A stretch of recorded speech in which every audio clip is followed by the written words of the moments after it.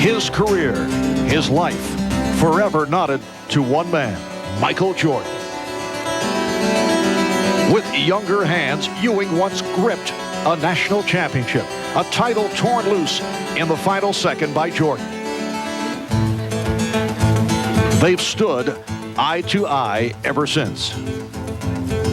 Two individuals, each taller than his team, meeting year after year in the playoff hunt. And each time, Michael Jordan has proven himself the better man. 3 NBA crowns. Ewing has none.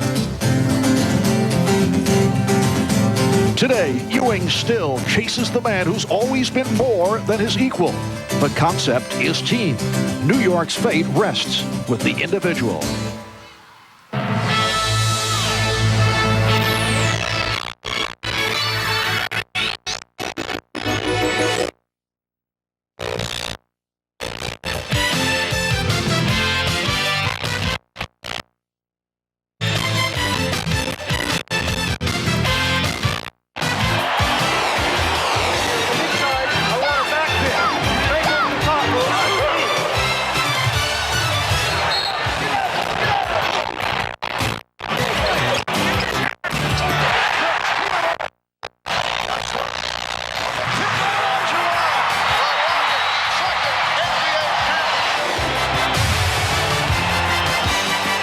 This is the NBA on NBC. The 1996 NBA playoffs. You are looking at Madison Square Garden in New York, the home of the New York Knicks, who are about to face the Chicago Bulls in Game 3 of their best-of-7 Eastern Conference Semifinal series. The Bulls up 2 games to nothing, so the Knicks are looking at a desperation situation this afternoon. Hi, everybody. I'm Marv Albert, along with Matt Dukas. And Matt, aside from Michael Jordan, the Chicago Bulls just have not done it at the offensive end, but defensively, it has been a different story. Well, Chicago's the best defensive team in the league and outstanding at forcing turnovers. Even when you think you have a rebound, Michael Jordan is always lurking for the steal, the flick, and Ron Harper with the stick back. And John Starks dribbling into trouble, stripped by Jordan, and that starts the quick strike play for Scottie Pippen.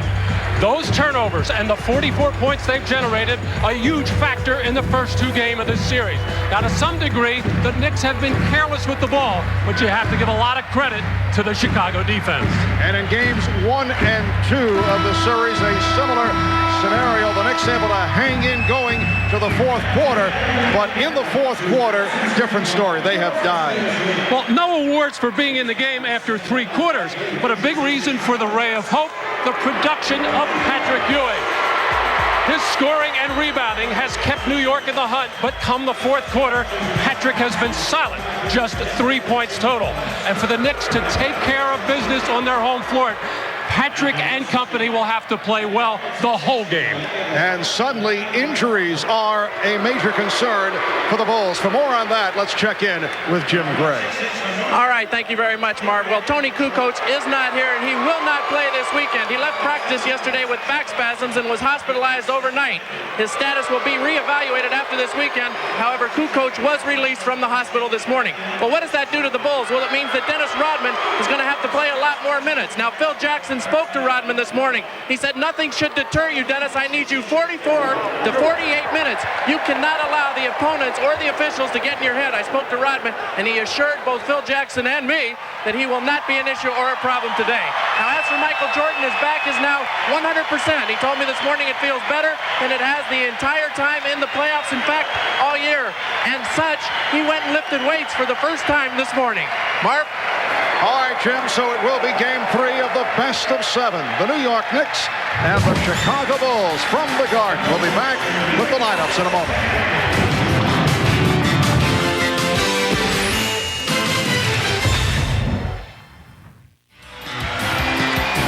Back at the Garden, a boisterous reception as the New York Knicks have been introduced to the crowd. Let's check the lineups first for the Bulls. 72-10.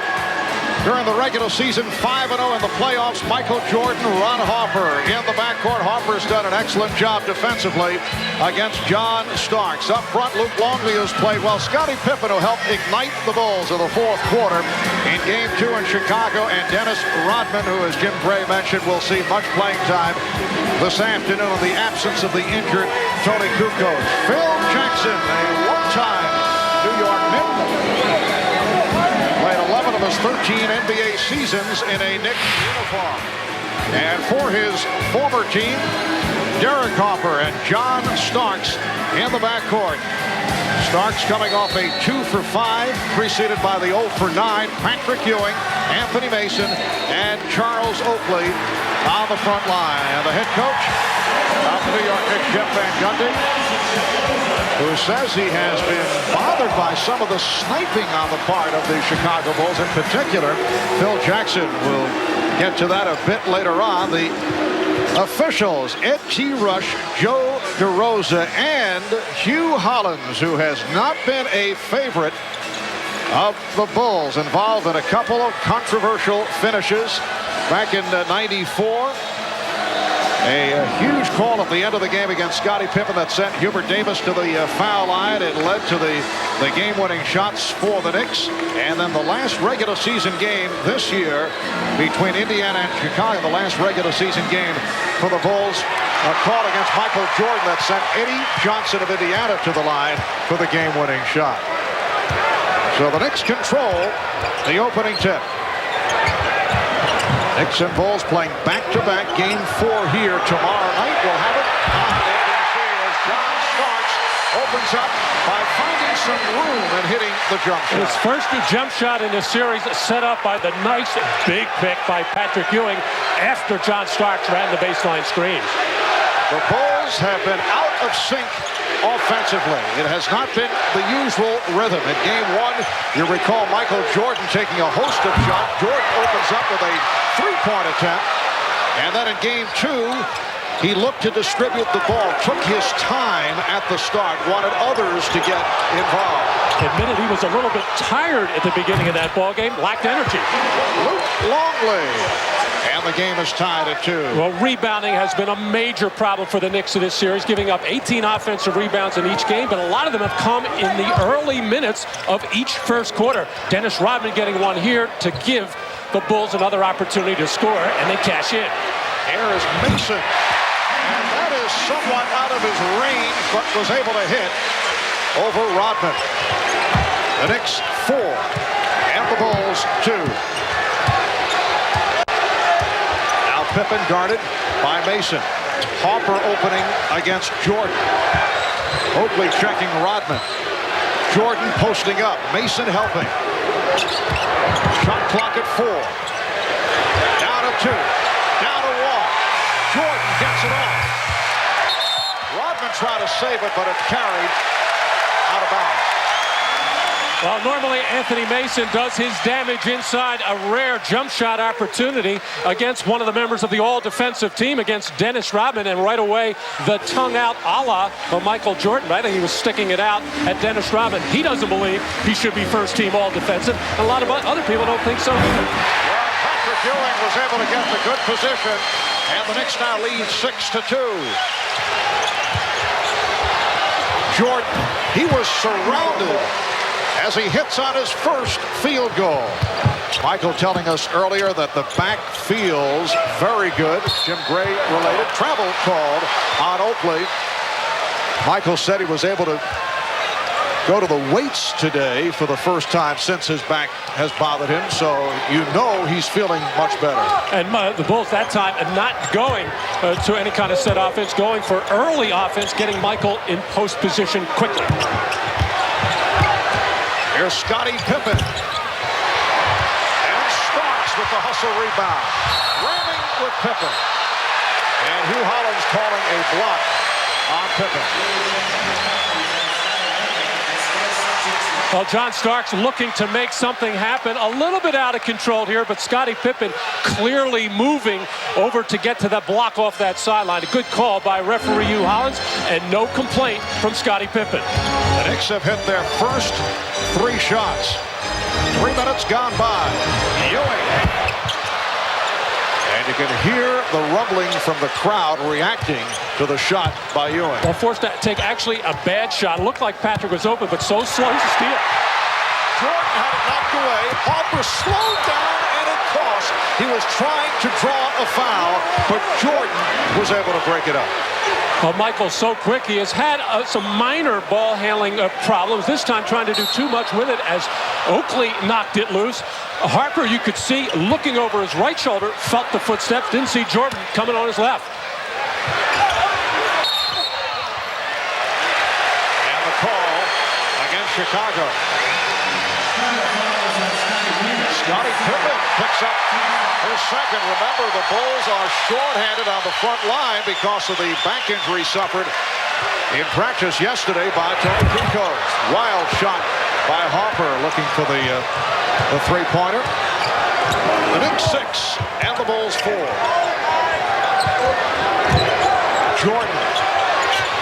Well, you know Michael's feeling better. We did not see that post-up move frequently Tuesday night in Game 2. And no help from the New York defense even after Michael put it on the floor. He'll kill Harper unless they come down in that post spot. Mason. And Longley reaches for the rebound.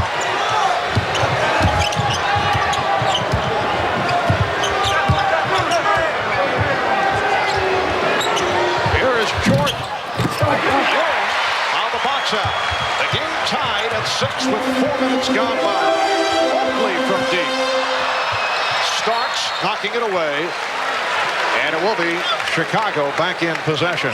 Well, the Bulls coming into this game without Tony Kukoc. Know they're going to struggle for some offense while they have the mismatch size-wise with the Jordan inside on Ron Harper. I should say Derek Harper. They're going to it almost exclusively. You mentioned that the Bulls looking for Kukoc for offense. Of course, he was not providing that offense, but the threat always there that he would break out. But his shooting was off. Harper, air ball, handled by the Knicks' Derek Harper.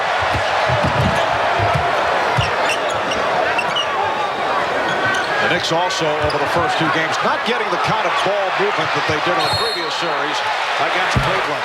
One count, Longley committing the foul before the shot attempt. Well, in that Cleveland series, the reason they were getting such good ball movement and open shots was anytime Patrick Ewing made a move inside, he drew the double team, and he gave the ball up quickly, which gave John Starks in particular a lot of good looks. I'm surprised the Knicks haven't gone back to John getting the first field goal of the game and looked sharp. Haven't gone no since. Ewing on the ball fake. Finds Starks from 3. Starks has hit on his first 2 attempts. The Knicks 9, the Bulls 6. Jordan. And the Knicks want to run. Mason. For Oakley. Well, the Bulls able to get back. Knicks are not a good transition team. And a couple of times now where Oakley has touched the ball in transition. Very tentative, very unsure with what to do. He should just pass it. Timeout is taken by Phil Jackson with 6:36 to go in this opening quarter. The Knicks with a 9-6 lead. Good look by Ewing, finding Starks in three-point territory. And John Starks able to connect on his first three-pointer of the series. Well, over the first 2 games of this series, John Starks has had a difficult time. He told us yesterday that he must get back to his fired-up, on-the-edge mentality. Oh, no question. You know, I seem to get myself more involved in the game, and of course, my teammates seem to follow the lead. You know, I'm going to be excited. I'm going to go out there and just play and have fun. You know, that's the game of basketball is all about.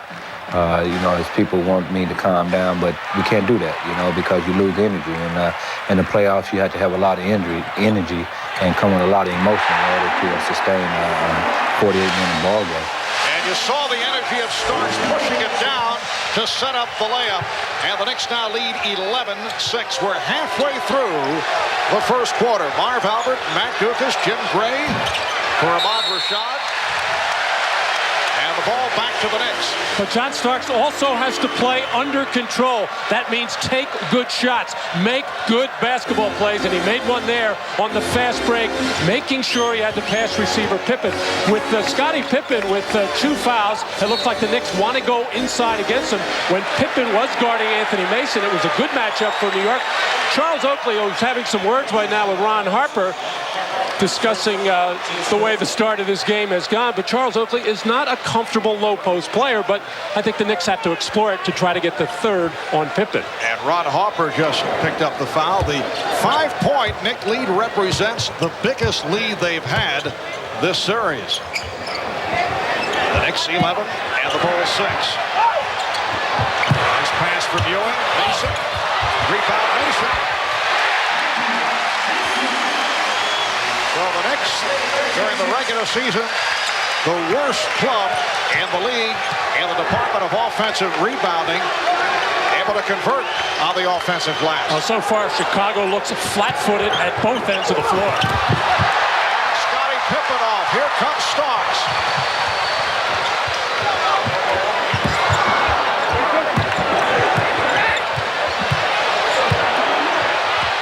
Ewing. And he drew the foul. He was very fortunate putting the ball on the floor. He lost the handle, but the foul called on Longley to bail him out. Now Scottie Pippen going in with the left hand a little bit out of control. Collision with Oakley. Too far underneath the basket, but the hard elbow by Charles Oakley on his way to go back the other end. All the officials were looking the other way. Ewing has had major problems at the line in the playoffs. Certainly the case in the fourth quarter. Here's Bill Wennington. New York area product, played his college ball at St. John's, replacing Luke Longley, who departs after picking up his second foul.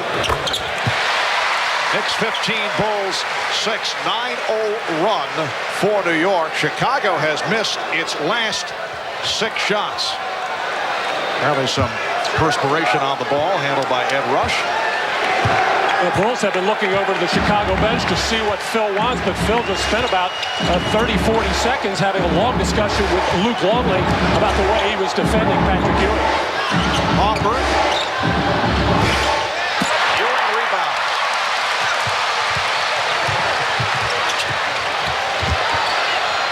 Nice pass from Stark. The Knicks ball movement has been superb, and they now lead 17-6. Chicago wants to talk it over. Well, Anthony Mason has been hiding on that baseline, getting behind the defense, giving his teammates an opening to find him, and they have been seeing him as the Bulls defense unable to find him. Dennis Rodman way out of position as Mason gets the finish.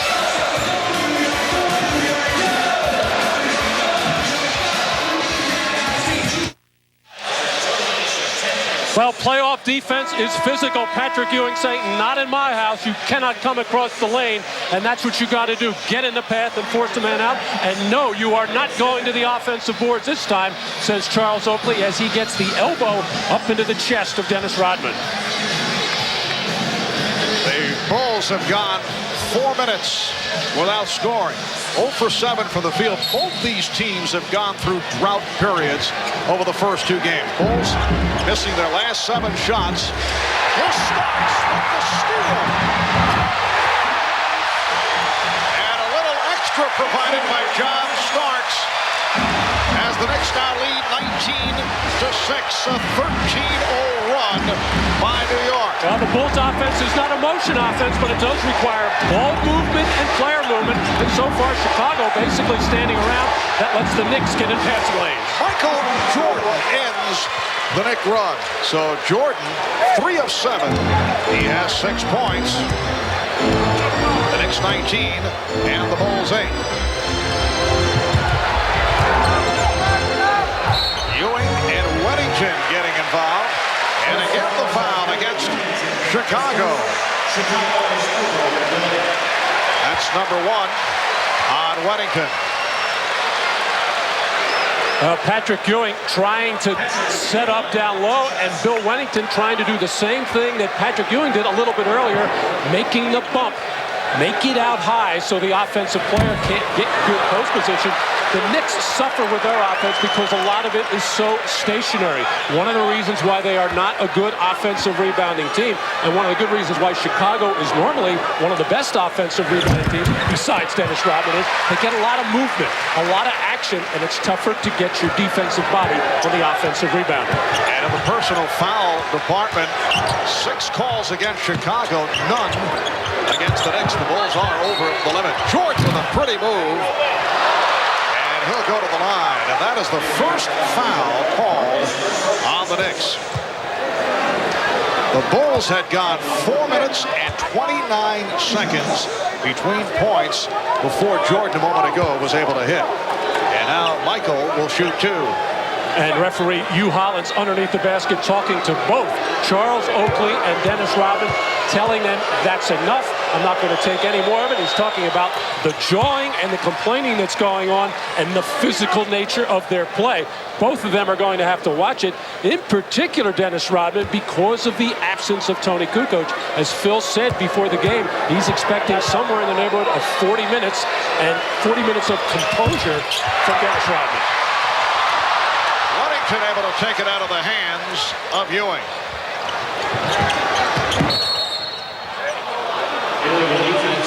Illegal defense against the Knicks for the first time. 3.5 remaining in the first quarter. And the Knicks with a 20-9 lead. Michael Jordan accounting for 7 of the 9 Chicago points. The other basket scored by Luke Longley. Now Jordan to the post-up. The help came late, but it forced Jordan to give it up. Knicks doing a nice job off the boards, keeping it away from Rodman. Well, there it is so far. Michael Jordan taking the bulk of the shots. Nobody else seemingly get involved. And Michael in that post position until that last time has been able to go one-on-one.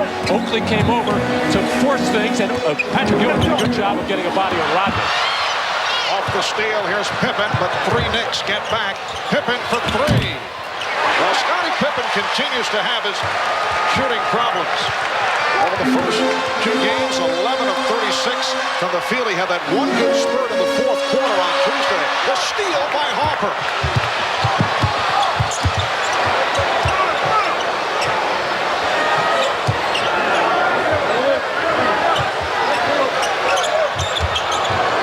Well, the Knicks defense backing off now, just letting the Bulls throw the ball around the perimeter. They started out the game with some good pressure.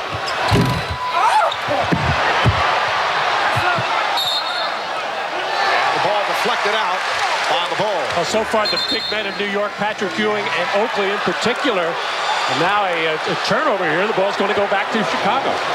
Now, apparently a change of the ball. Okay.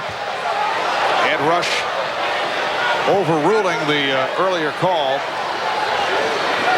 But Patrick Ewing, Charles Oakley doing a good job of keeping their body between, whether it's Wennington or Longley, but in particular Dennis Rodman. But where the Knicks are really going to have to get it is from their guards. They have not chipped in the rebounding department. The starting guards, Starks and Harper, only 6 defensive rebounds in the 2 games played. Steve Kerr has come on for the first time, and Charlie Ward, who missed game 2 with a stomach virus, stepping on the floor. Charlie Ward played very well in the previous series against the Cavaliers. Pippen going glass. Scottie Pippen with his first field goal. He was 0 for 5. Pass intended for Oakley. Took a hit from Rodman. A hard hit offered up. And a technical foul being called. Hugh Hollins indicating the tee on Rodman. Well, the sharp pass from John Starks to Oakley, who felt pressure from behind, and the hard hit by Dennis Rodman. And as Oakley was hit, he flung back an elbow in the face area of Dennis Rodman. So John Starks shooting the technical. The Knicks 21 and the Bulls 11. Dennis Rodman, Charles Barkley leading the way in this department. followed by Gary Payton, Anthony Mason. Now Pippen will sit down, replaced by Judd Bushler. Well, Scottie Pippen picked up 2 quick personal fouls, looked over to the bench at that point and asked Phil to let him go for a while, which he did. The Knicks did not really take advantage of it by trying to go right at Scottie Pippen to pick up the 3rd. 22nd timeout called by the Knicks. Mason could not find anyone to inbound the ball. 2 minutes, 3 seconds remaining in this first quarter. You see Phil Jackson in a discussion with Dennis Rodman following that technical. Checking out game 1 of the series in Chicago last Sunday. The Bulls winning 91-84. Michael came out shooting 35 shots in all, 44 points. John Starks, though, 0 for 9 from the field, coming off the sensational three-point shooting in the series against Cleveland. And then game 2 on Tuesday at the United Center. Scottie Pippen with 19 points, did not have the touch, but 9 of the 19 came in the fourth quarter. Dennis Rodman with a 19-rebound performance. And by the way, a slight rebounding edge for the Knicks in this first quarter. 9-5. That's a good sign for New York. Starks. And Rodman able to sweep it. Only the 2nd rebound for Dennis. The Knicks lead by 10.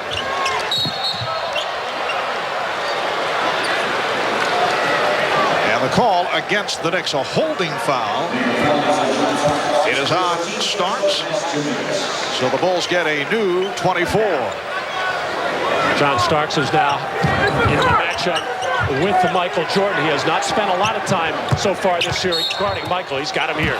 Jordan going for the spin and a foul before the shot attempt. And it's apparent that Michael, as we mentioned earlier, is feeling very well physically because he's back to the spin move. We've seen the fadeaway. These are all moves that were not seen on Tuesday night in game 2. And I don't really know where the foul is there. I think that's just good, tough, aggressive defense by John Starks. Foul problems hurt him in game 2 as he had to go to the bench early. So far he has stayed out here, but as soon as he got to Michael Jordan, for whatever reason, the officials are watching that very closely, but I thought he played good post defense, got around, and I didn't really see a foul. Hubert Davis has come on for John Starks. Let's check in with Jim Gray. Jim? All right, Marv, Scottie Pippen hurt his left shoulder. He collided on a pick with Charles Oakley. He's down here on the end of the bench trying to lift his left arm up, bothering him a little bit. He just told me he will return, but it is bothering him. Mark? Well, Michael Jordan has missed 2 free throws, 2 of 4 at the line. Incidentally, the Dean of Sideline Reporting, Ahmad Rashad, not with us today, receiving an honorary degree of journalism as Charlie Ward takes the hit. The University of Puget Sound, back in his home area in Tacoma, Washington. So the Dean, Matt, is now a doctor. Very impressive in filling in for the Dean, or is it the doctor? Another man of great distinction, Jim Gray. Charlie Ward on the free throw line, unable to play earlier in the series because of a stomach virus, unable to even attend the last game. But Jeff Van Gundy and the Knicks expect a little bit of rebounding help from Charlie Ward as well, because the guards for New York have come up short in that area. The Knicks 23 and the Bulls 12. And some pressure from Ward. Bushler. Jordan. Now guarded by Mason. You recall in game 1, Jeff Van Gundy opened up with Anthony Mason going against Michael Jordan. And this call away from the ball, a hold against the Knicks. So the Knicks over the foul limit. And Bushler to the line. Hubert Davis called for the foul. Judd Bushler in his 6th NBA season. Out of Arizona, getting the playing time here in the early going with Tony Kukoc sidelined by the bad back. So far, the Knicks defense outstanding, holding the Bulls to just 5 for 18 from the field. 28%, but a lot of grabbing and holding off the ball by New York, and the officials are starting to notice it. And here's some pressure by the Bulls. They've been going with soft pressure, particularly when Mason has the ball. Just under 1 minute left in this first quarter. Ewing. Yes. Knicks lead by 11. Good start for Ewing. He has 7. After couple of days, certainly hearing the criticism off his poor performances in the fourth quarter. Michael Jordan with the bucket, and then some words for his friend Charles Oakley. I'm sure telling him, friend, you can't guard me out on the floor. You're fun in your eye. 25-16, Knicks. Mason and Rodman involved in a foul on Mason, applauded by Rodman. Offensive foul called on Mason. Well, Anthony Mason trying to set up shop in the low post, and Dennis Rodman was just acting there. There was no real contact, but just the flailing of the arms and the body, fooling referee Hugh Hollins from behind and getting the favorable whistle. Willie Anderson checks in, and Patrick Ewing will get a rest. 7 points, 4 rebounds for Ewing. Willie Anderson has seen only spot duty since coming over from Toronto late in the season. Bulls setting up for a final shot of this first quarter. Anderson is guarding Jordan. And it looks like Charlie Ward wants to help out. He better not leave Steve Kerr too open. And the foul on Anderson won't count. Foul before the shot attempt. And again, Jordan to the line. Michael Jordan has accounted for 10 of the Bulls' 16 points. Well, the officials are calling it very, very close, and watching the banging of the bodies of the big men on the outside, watching off-the-ball fouls. I assume they have been reading the papers as well and keeping up with the way this series is going and making sure they keep this thing under control. A lot of volatile players and personalities out on the floor. And Jordan, 2 of 5 at the line. Early entrance for John Sally. Phil Jackson doing much shuffling here in this first quarter. 5 and 8/10 seconds to go. 8-point Knick lead. Mason slowed down, able to get it down. Davis won't count. Waved off. So after 1 here at Madison Square Garden in New York, it's the Knicks 25 and the Bulls 17. Jordan with 11 of the 17 Chicago points. The Bulls only 6 of 19 from the field. We'll be back in a moment. You're watching the NBA on NBC. The 1996 NBA playoffs. Well, there's been a bit of sniping between these two clubs during the course of this series. Exchanges between the coaches, Jeff Van Gundy and Phil Jackson. The incident in Game 2 between assistant coach Jim Clemens of the Bulls and Patrick Ewing. We've talked about all of this with Michael Jordan. I think it's just a mental positioning of coaches trying to get into each other's head and get into the opposite player's head and see if it affects the way that they play. I think it's very important for us not to listen to that. I mean, all the comments and whatever is done on the basketball court is done on the basketball court, and whatever is said in the press is usually for the mental edge going into the next game. So I don't think too many of us are listening to that, and all the criticism is to try to get the referees to think one other way, and others trying to combat what the others is doing. It's more or less a soap opera, really. And Coach Jeff Van Gundy of New York apparently upset with all that talk, but calling it psychobabble and saying, well, when you have number 23 on your team, you can do that talking because he can back it up for you. Scottie Pippen between quarters 1 and 2, taking the ice from trainer Chip Schaefer, apparently icing the shoulder. Scottie Pippen is back on the floor. Dennis Rodman with an air ball and claiming that he was fouled. Knicks are going with a small lineup as Ewing remains on the bench. They have Oakley and Mason as their big men, along with Ward, Anderson, and Davis. Second quarter just underway. Shot clock at 5. Knicks lead by 8 points. Anderson shooting for 3. And rebounded by Ward. Nice pass for Anderson. Charlie Ward provides help off the boards. He can leap and very aggressive. Steve Kerr with a nice move. So the Bulls are within 6. I was watching the Knicks coaching staff when Willie Anderson missed that point-blank layup. They just all grimaced in pain. Those are the kind of field goals that the Knicks have to cash in on, because when you don't, generally what happens at the other end, the other team scores easily. Oakley set up by Ward. Well, the Knicks upset with the high number of layups that they missed in Game 2. Pippen off the ball fake. Stolen by Ward. Charlie Ward. And the Knicks now lead 29-19. Careless pass by Scottie Pippen, jumping in the air and just laying it out. And the Knicks much quicker on their feet than the Bulls so far this afternoon. 2 minutes gone by in the second. Here's Pippen. Scottie Pippen going high off glass. And the Knicks now lead by 8. For Pippen, only his second field goal. And you really don't, if you're New York, you don't mind that shot, because it was a challenged shot by Anthony Mason. He actually forced Scottie to adjust it, but he was lucky enough to get it off the glass up and in. Open shot for Anderson. Way off. But converted by Oakley. The Knicks led by as many as 13. They had a 19-6 edge at one point. They are now up by 10. 31-21. And Rodman playing the post. Dennis Rodman.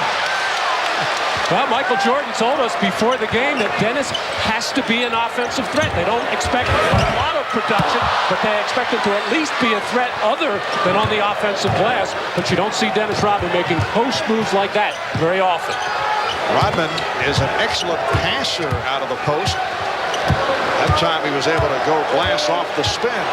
Here's Pippen backing his way on Davis. He had the move. He had Davis beaten, but could not convert. No foul call. Ward passed on the 3. Up to the left hand. Charlie Ward has spawned the Knicks here in the second quarter, as he did on a number of occasions against the Cavaliers. The feeling is he's a big game player going back to his football days at Florida State, and he has really come on in the playoffs. Knicks now lead by 10. Pippen getting possession. And Oakley with the rebound. And again, you can see Ward crashing the boards, and he's making a difference. And the Knicks have an advantage now if they can get to the basket. No shot blocking for Chicago there. However, Pippen will get one occasionally. Jordan will as well, but no big people in there. Foul called on Bushler. Timeout taken. The Knicks hearing it from this crowd. Well, Charlie Ward able to knife in between Rodman and Pippen. No big body in there to take up space. Nobody to challenge the shot, as the Knicks feeling good about it.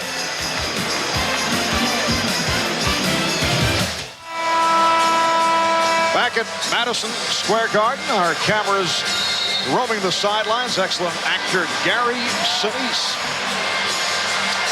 Tennis star Boris Becker on hand. Billy Baldwin in his Knick uniform. His official John Starks jersey, always on hand, along with China Phillips, his wife. There's Gene Siskel making his way from Chicago and hearing the boos from the crowd. And Woody Allen always on hand. Soon Yi. Well, big keys for the Knicks, and why they have a 10-point lead is that they have controlled the backboards 15-8, only giving up 2 offensive rebounds to Chicago so far. They have turned it over 5 times, the Knicks have, but have only given up 3 points off those 5 turnovers.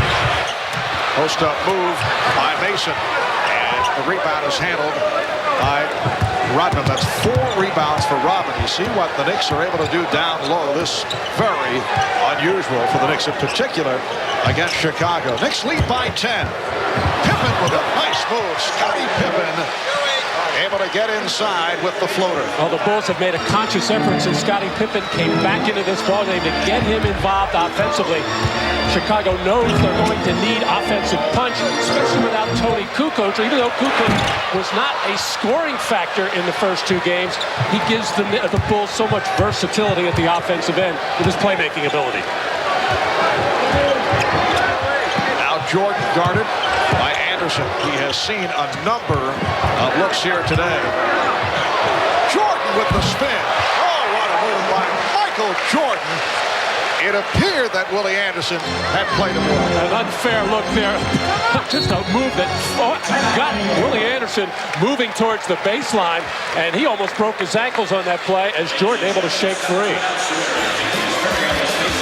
Scottie Pippen cutting across the lane in the triangle offense for the easy lay-in, and then Jordan working hard against Willie Anderson, and a little move to the baseline, and that shook him free from Willie Anderson.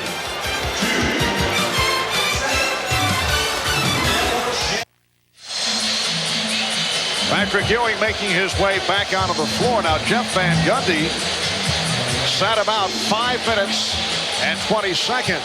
Is that a move by Jeff looking ahead, perhaps seeking a well-rested Ewing for the fourth quarter? There you see Patrick's coach at Georgetown, John Thompson, who takes in as many games as he can featuring his former players. I think it is a move by Jeff to try to keep Patrick Ewing as fresh as possible throughout the game, in particular come the fourth quarter. I don't think he's thinking at all about the back-to-back situation with the game today and tomorrow late afternoon. Scottie Pippen with the steal on the deflection. The Knicks have led by as many as 13. It's down to a 6-point lead. And a hat called on Mason. Jordan anticipating the foul and applauded the call by Ed Rush. Well, Michael had complained bitterly during game 2. He felt that Derek Harper was ticking him on the elbow on many of his jump shots and not getting the call. This time Michael bailed out by Anthony Mason because Michael was never really sure with the basketball. He was having trouble gathering on his way up for the jump shot and put up what looked like was going to be a weak shot. And then Anthony Mason, not on the elbow, that was more along the arm there. And Ed Rush, the slot official over on the right side, clearly saw it. Mason sitting down. So Jordan is now 5 of 8 at the line. It's a 4-point Knicks lead. Derek Harper is back. Oakley, Ewing, Anderson up front with Harper and Starks at the guards. Miscommunication, and the ball back to Chicago. Ron Harper has returned, as has Luke Longley. Starks over to strip Jordan.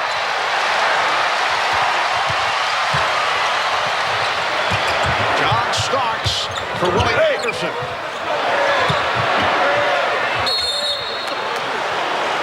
And a 3-second violation. Willie Anderson thought John Starks was going to shoot the ball, but I really like the way John is playing so far in this ballgame. Very aggressive, attacking the basket, making the proper pass, and not forcing any shots. Pippen trying to set up Rodman, not expecting the pass. Starks on the run, finding Harper. He's been off. Rebound Rodman.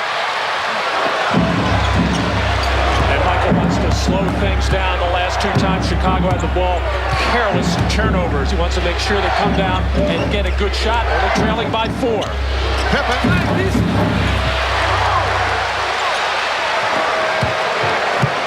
Bulls have picked up the shooting, though, in the second quarter after the poor shooting effort. 6 of 19 in the first quarter.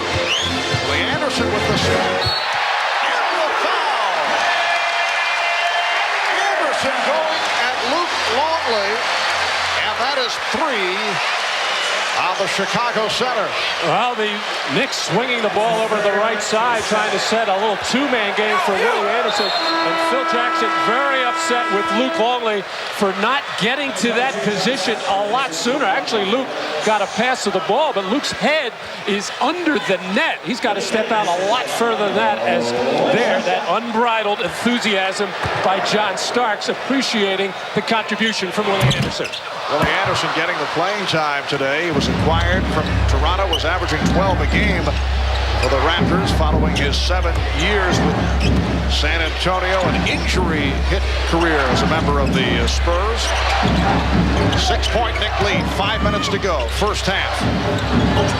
Here's Ron Harper, kept alive.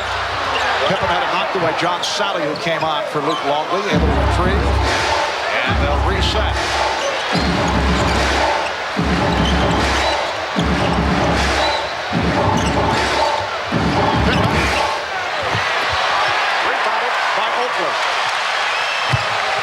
Pippen is now 3 for 12 from the field.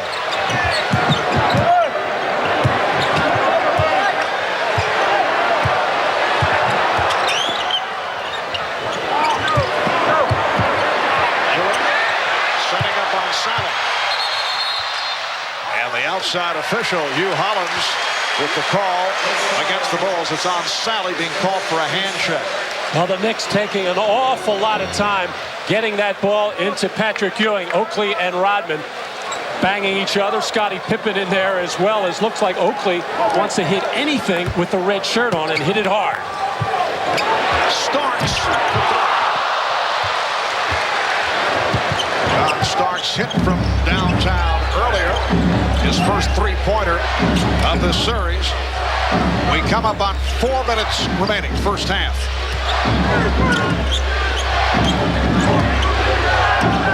Jordan, yes. Michael Jordan brings the Bulls within 4. Jordan has 17 of Chicago's 31 points.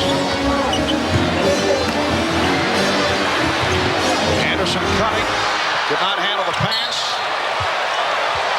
And last touch by the Knicks.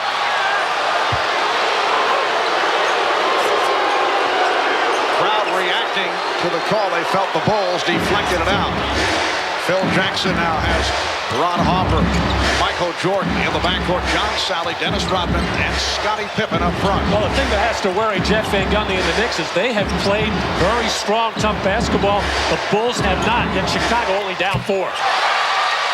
Make it 2 as Jordan adds a couple more. He now has 19. Here's some light pressure that forced Derek Harper to back it up. Harper got the step.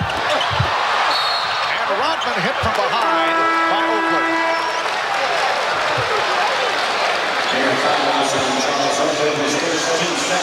Well, Derek Harper has had his problems on the inside with Michael Jordan, able to post him up and take that fadeaway jumper. This time, Michael waited, and that little hesitation, a little back step by Derek Harper enabled Michael to raise up and shoot a jumper, and Jordan will get his first rest of this ballgame. And I guess Jeff Van Gundy would say, hey, of course the Chicago Bulls don't have to play their best basketball, because when you have number 23 on your team, he can bail you out. But that is a cop-out. They do have number 23. You know, you're not subtracting the guy. He's here. Pippen just making contact with the front rim. He's continued to have his shooting problems. Steve Kerr has replaced Michael Jordan, who sits down with 19. It's a 2-point Knick lead. It will be Knick ball when we come back. Bulls in the midst of a 10-2 run. 2 minutes and 55 seconds remaining in the first half. Michael Jordan getting his first rest of the afternoon. He has accounted for 58% of the Bulls' points, and as I say that, he checks back in. Michael, 7 of 12 from the field, 5 of 8 from the line for 19 points. All 7 field goals have been jump shots. And once again, the absence of Tony Kukoc will precipitate the fact that Michael will have to play more minutes, as well as Scottie Pippen and Dennis Rodman, and it has broken up the normal rotation for Phil Jackson. Dennis Rodman is playing all the way. Derek Harper 0 for 3 from the field. Good play by Mason. Mason with the steal.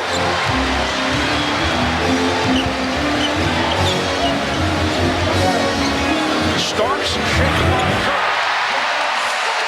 John Starks relocating the touch. 4 of 6, 10 points. The Knicks 37, the Bulls 33. And the way John has shot the ball the way that he is playing, the Knicks should have, at least in this first half, found more scoring opportunities for John. Shot clock down to 5. Jordan squeezing it off. Just did beat the 24. Harper playing that wild outlet. The Bulls able to get back. Ewing putting the move on Sally. And the foul, the basket won't count. The hold called on Sally. Well, in this fast break opportunity, Scottie Pippen actually has Michael Jordan ahead of the pack, but didn't see him initially. And then an ill-advised cross-court pass looking for Steve Kerr. Good hustle play by Mason to get back defensively, as John Starks has looked very sharp on his perimeter jump shot here this afternoon. Bulls with their 4th team foul. Sally sits down. Bill Wennington is back. Minute 40 to go in the first half. The Knicks have led by as many as 13. They're up by 4. Starks feeling three-pointer for Starks. And the Knicks lead by 7. And Anthony Mason coming out to set that pick. The Knicks do not feel that Dennis Rodman defends well out on the floor. They want to get him involved as much as possible defensively away from the basket.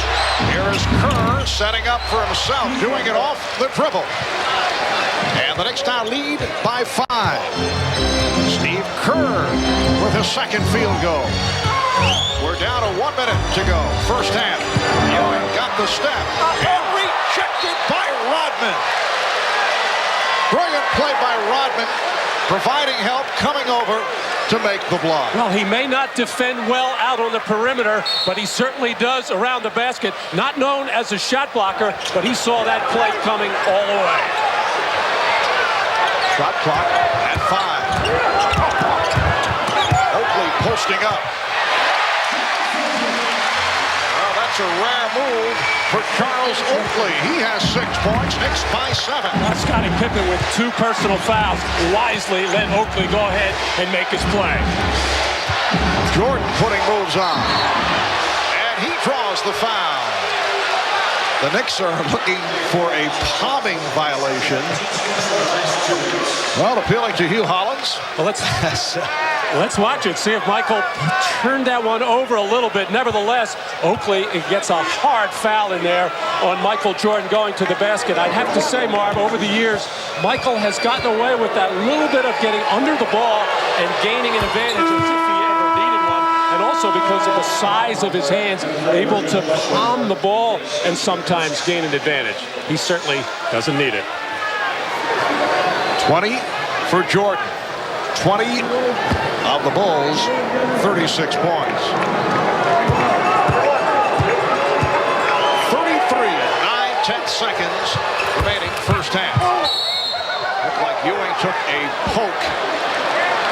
Rodman, Wennington, Ewing, Oakley all involved. And you saw the call made, a technical foul.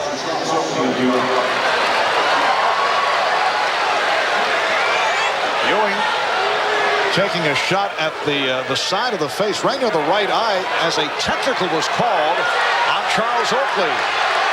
Apparently the shot that Ewing took in aftermath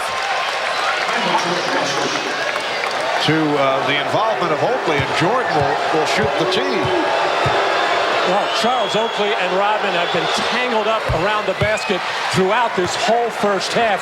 But I also think Dennis Rodman taking exception to the fact that he felt that was an extra hard foul by Oakley on Michael Jordan on the play before. And actually, it was Oakley pushing Rodman in to Patrick Ewing. Pressure on Starks.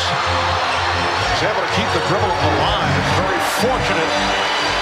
Off the double team by the Bulls. 10 on the shot clock. Now 15 seconds remaining in the half. 5 on the shot clock. Harper. And a loose ball foul against the Bulls. Well, on the free throw attempt and make by Michael Jordan, Oakley and Rodman pushing each other, and Rodman pushed in to the side of the face by Patrick Ewing as Dennis Rodman felt the effects of that. And at the other end of the floor, Charles Oakley working against 3 Chicago Bulls in trying to get to the offensive glass. And he has been extremely physical in this first half, just banging away at everybody in sight. Oakley's done the job off the boards with 7 rebounds. Scottie Pippen back, Bill Wennington departing. Let's check in with Jim Gray, who was very close to what took place just a moment ago at the other end of the floor. There's Patrick Ewing headed back to the Knicks locker room with 10 seconds to go in the half. Let's go to Jim. Marvel, Charles Oakley came over to the bench and told Scottie Pippen, quit crying. All you do is cry. So John Sally said, hey, it's me too. He says, well, all of you guys are a bunch of crybabies. Why don't you get out here on the court and just play? And he said, hey, we're up 2-0. Who's playing? Marv? Jim getting right to the scene as the sniping continues. Final seconds of the half. Well, the Knicks led by as many as 13. They're up by 5 at halftime as they desperately look to hang on to this best-of-7 series, trailing 2-0 coming into today. 43-38 Knicks. Michael Jordan leading the way with 22 points. Bob of the Prudential halftime report in a moment. You're watching the NBA on NBC. The 1996 NBA playoffs. Welcome back to the Garden. Marv Albert with Matt Gugas. Knicks 43 and the Bulls 38 as we head to the third quarter. And the good feelings between these two teams continue, leaving the court at the end of the first half. Watch Charles Oakley getting involved with Randy Brown, backup guard for the Bulls. And as they continue into the corridor, Charles with words right here for assistant coach Jim Clemens, who was involved the other night with Patrick Ewing and Luke Longley. So things, Matt, a bit on the testy side. Well, Charles Oakley battling for position in the passageway and doing everything he can to try to intimidate the Chicago Bulls. This is obviously a must-win situation for New York. All right, a look at the Miller Lite halftime statistics. The Bulls able to turn it around after the poor shooting first quarter. They were 6 for 19, down by as many as 13 points. John Starks has been a factor, 5 of 7, 13 points in all. At the free throw line, the Knicks spent much time early, but things have evened out. Chicago now 10 of 13 at the line, and the Knicks 7 for 10. And Michael Jordan with 22 of Chicago's 38 points and spending much time at the line. Back with the second half in a moment.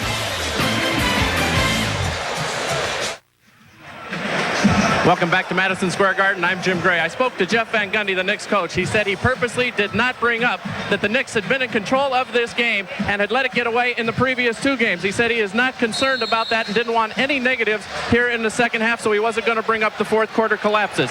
Says his team has been executing very, very well and hopes they do the same in the second half. Now, as for the Bulls, Jimmy Clemens told me we just need to shoot the ball better. We shoot the ball better, we're up 3-0. Marv?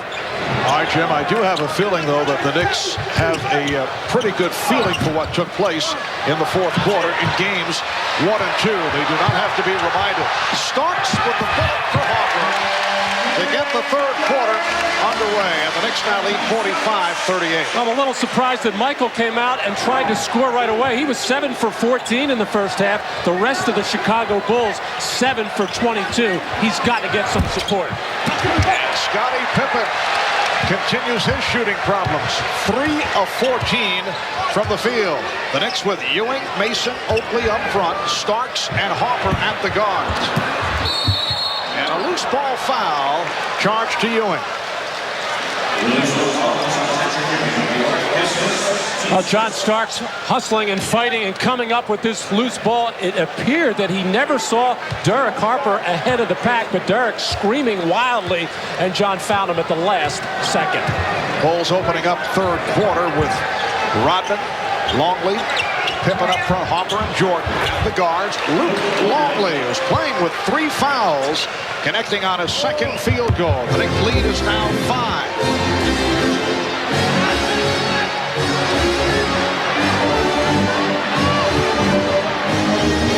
Gives it up. Harper comes back to Ewing.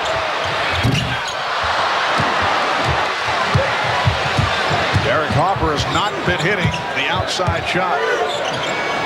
Derek is now 1 of 7 overall.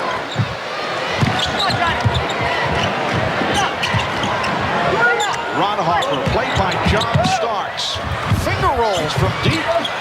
Rodman with the rebound. And they'll reset. Pippen for 3. And Oakley trying to save it. Lost it. Well, the shooting has just been terrible here to start this third quarter by both teams. Chicago just having a miserable day from the beyond the 3-point arc. Can't get anything to go down. New York, not much better.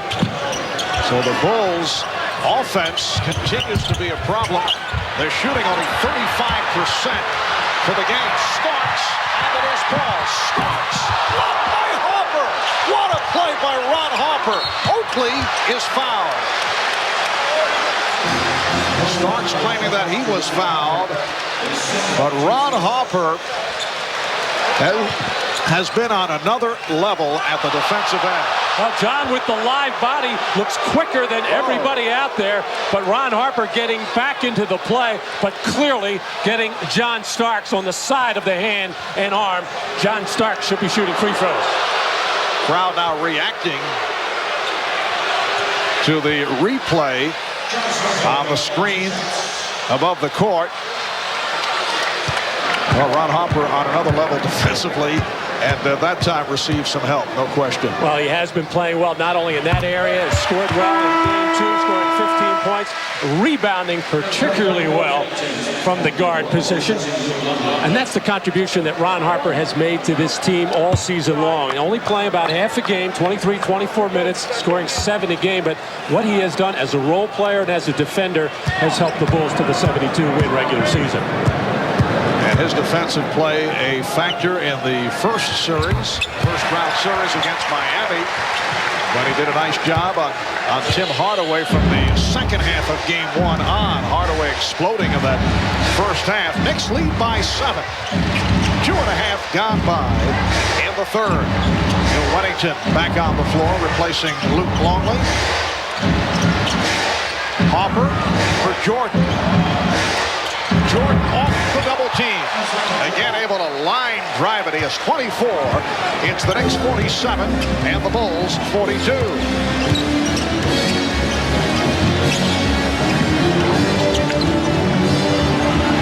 Ewing facing single coverage.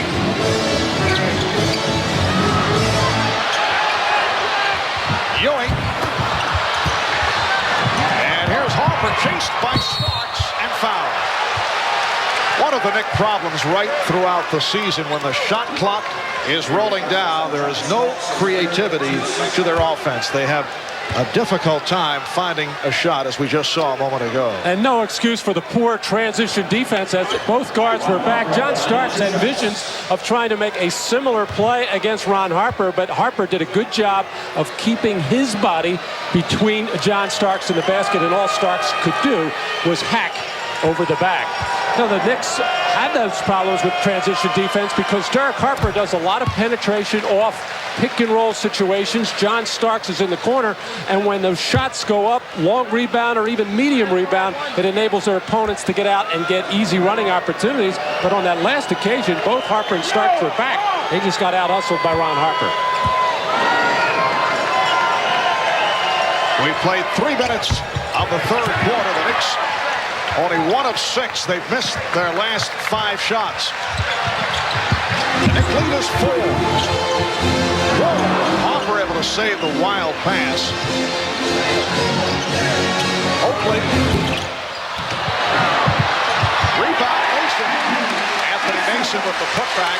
And the Knicks now lead 49-43. And Dennis Rodman is furious with himself. He had that whole underneath of the basket area covered, and he just mistimed his jump and enabled Mason to get a cheap one. Jan of defense. See the Knicks with the advantage off the glass. Jordan. And here's Starks in the open floor, leading Harper. And Derek Harper is not an alley-oop catch. He was a little disappointed in that pass attempt from John Starks. Off the turnover, Bill Wennington cuts it to a 4-point Knicks lead. And Scottie Pippen is starting to shake his head in some disgust and frustration with his Harper. Derek Harper also having a very difficult time. Oakley in a collision with Rodman. Charles hit the floor. Knicks taking a timeout. 7:44 remaining in this third quarter. Pippen is now 3 of 16, and Harper, Derek Harper, 1 of 9.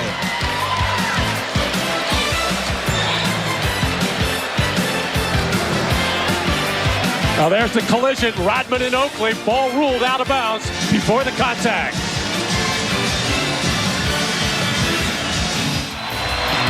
Now Scottie Pippen considered to be the best all-around player in the NBA, scoring, rebounding, and assists, but just shooting miserably. A total of 14 for 52 in this series, 27%, and he's trying to get out of this slump with jump shots. He's got to start taking the ball to the basket and in post-up situations. And Patrick Ewing has been very quiet since the early going. Only 7 points, has not scored since the first quarter. Another Knick turnover. Ewing lost it. The Bulls with the ball down by only 4. 7:20 remaining. Third quarter. Jordan. And Mason with the rebound.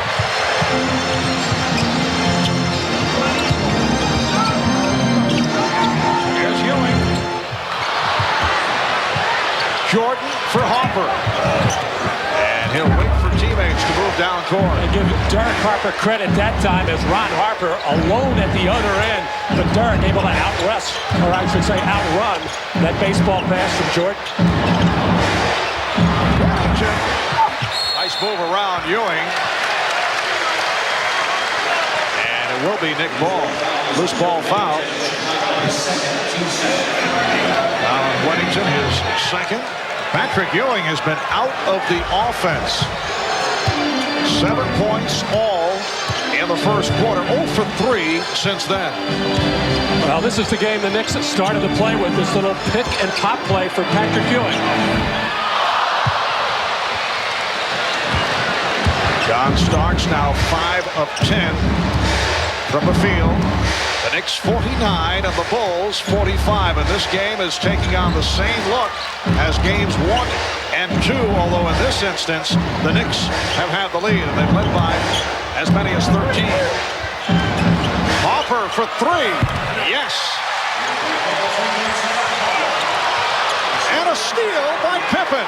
Very sloppy play by the Knicks, and Scottie Pippen with the 3, and then the salute to Chicago Bulls fan Gene Siskel, who popped up along the sideline. The Bulls have taken the lead, 51-49 on consecutive shots by Harper and Pippen, and this is the first time that Chicago has led. A 22nd timeout called by the Knicks. Well, turnovers a lot in the first half by the Knicks, 9 of them, but it only turned into 7 points. Here, the lazy, careless pass from Charles Oakley, and then does not even come out and challenge the shot by Scottie Pippen. I guess he figures the way Scottie has been shooting the ball, I'd rather see him take one from the perimeter. But how about Scottie Pippen? As poorly as he's shooting the ball, ready to take the next one. That's the sign of a real offensive-minded player, Marv. For a guy with lots of confidence, he feels he can shoot his way out of it. And turnovers hurting the Knicks, now 11 for the game. Chicago with just 6. That's an illegal offense on the part of the Knicks, because actually it looked like it was going to be illegal defense, but right away Dennis Rodman pointed out to the referee, we can't be illegal. They have 3 offensive players above the top of the key extended on the weak side. That's a turnover again by New York as they're starting to mount up right now. 8-0 run for the Bulls. They are up 51-49. 5:40 to go in the third quarter. Harper looking for Rodman, but threw it behind him. Last touch by Oakley. It'll be Chicago maintaining possession with 7 on the 24.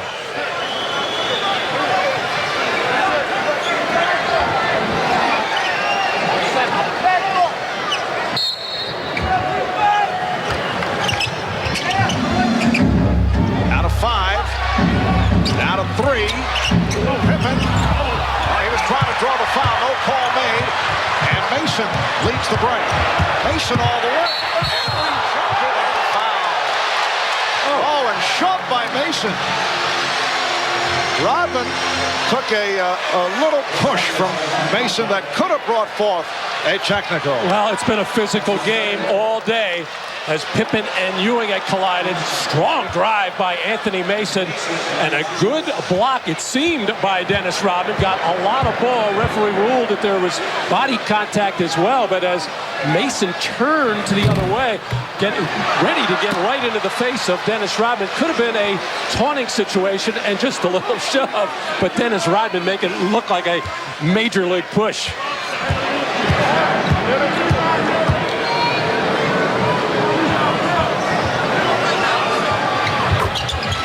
It's the Bulls by 1. 5:20 remaining in this third quarter. The Knicks trying to get back into the series with a win here today. Game 4 at the Garden. Tomorrow night we'll have it. 5:30 Eastern time tomorrow night right here on NBC. Bulls winning the first 2 of the season. Chicago, Hopper with the steal. Leading Starks. And he's fouled. Slowed down to try and draw the foul. And he'll shoot 2.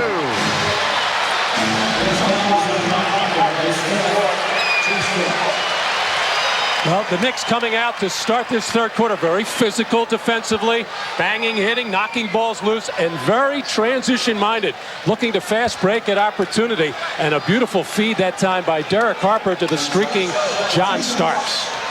Ron Harper on the foul, his 4th.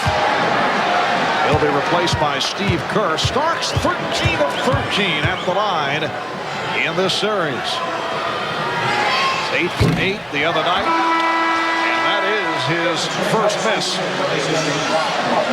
Harper departs. Harper a moment ago hit that big 3-pointer.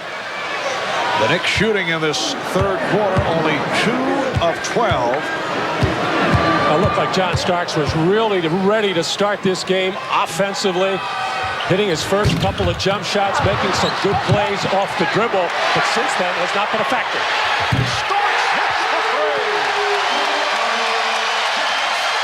Well, as you say that, John Starks hammers the 3. What a play by Oakley on the save off the missed free throw. So the Knicks now lead by 2. And again, the chant of defense. Good switch by Ewing. Jordan checking the clock. Shot clock at 3. 23-second violation. Well, the battle for the missed free throw situation, a typical Charles Oakley hustle play to get the save and then making sure he crashed into a whole bunch of red uniforms and banging with Longley. And this is how you get a lot of open threes after offensive rebounds, as John Starks, been quiet offensively for a while, gets a big one there. Well, remember, we showed you at halftime when these 2 clubs departed. Charles Oakley involved in taunting of assistant coach Jim Clemens and Luke Longley. Ewing, Patrick Ewing, with his first point since the first quarter. So the Knicks now lead 55-51. 4 minutes left in the third. Kerr for 3. Oakley rebounds.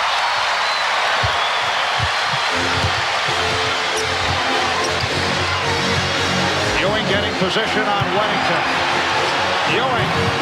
Oakley. Charles Oakley, the one-time Chicago Bull, with a number of hustle plays that have made a difference here in the third quarter. Well, one of Patrick Ewing's favorite plays. Face up the basket, take it to the lane. And the big complaint has been Patrick Ewing gets away with a walk. I don't know, very close there. Looked like he got both feet down.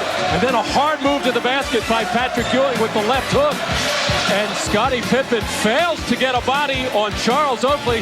Never sees him as Oakley gets the follow.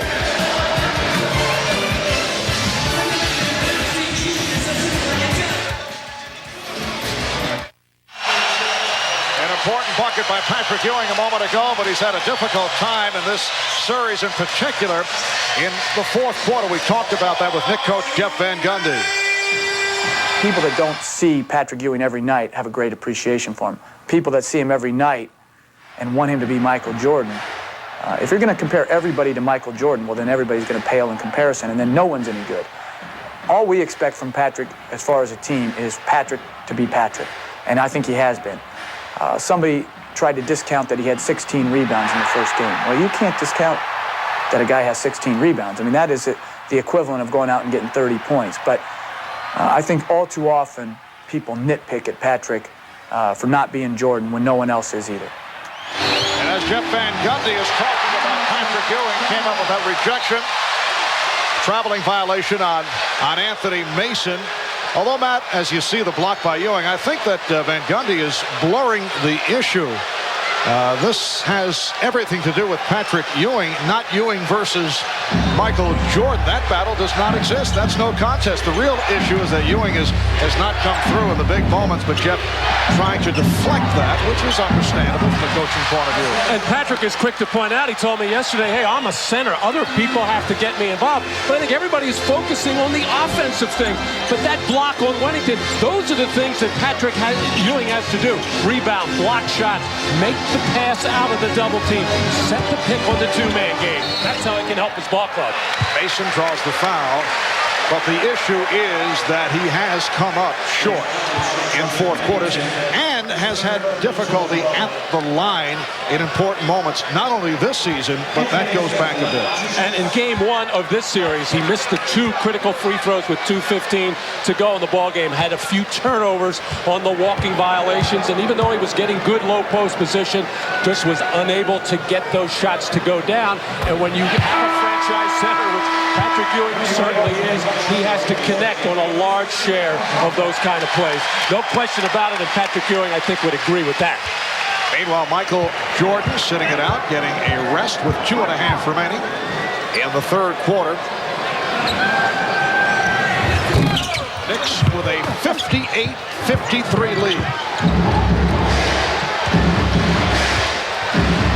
Chicago now with Wennington, Rodman, and Pippen on the front line. Hopper and Kerr in the backcourt. Hopper guarded by Mason. Charlie Ward is back for the Knicks. Played well in the second quarter. Ward knocking it out of the hands of Kerr, who boots the ball as a foul was called. Kerr thought for a moment that it was a 24-second violation, but Ward committed the foul just before the 24-second buzzer. Well, we talk so much about how outstanding the Chicago Bulls defense is. Hey, give this New York Knicks defense credit as well. They're not letting anybody run anywhere. They're bumping, they're hitting hard. That's their style of defense. But Charlie Ward, with just 1 second on the shot clock, committing the foul. Wennington on a quick release. The basket counts and a foul call. Foul on Ewing away from the ball, but the basket by Wennington will count. He is now 2 of 4 from the field.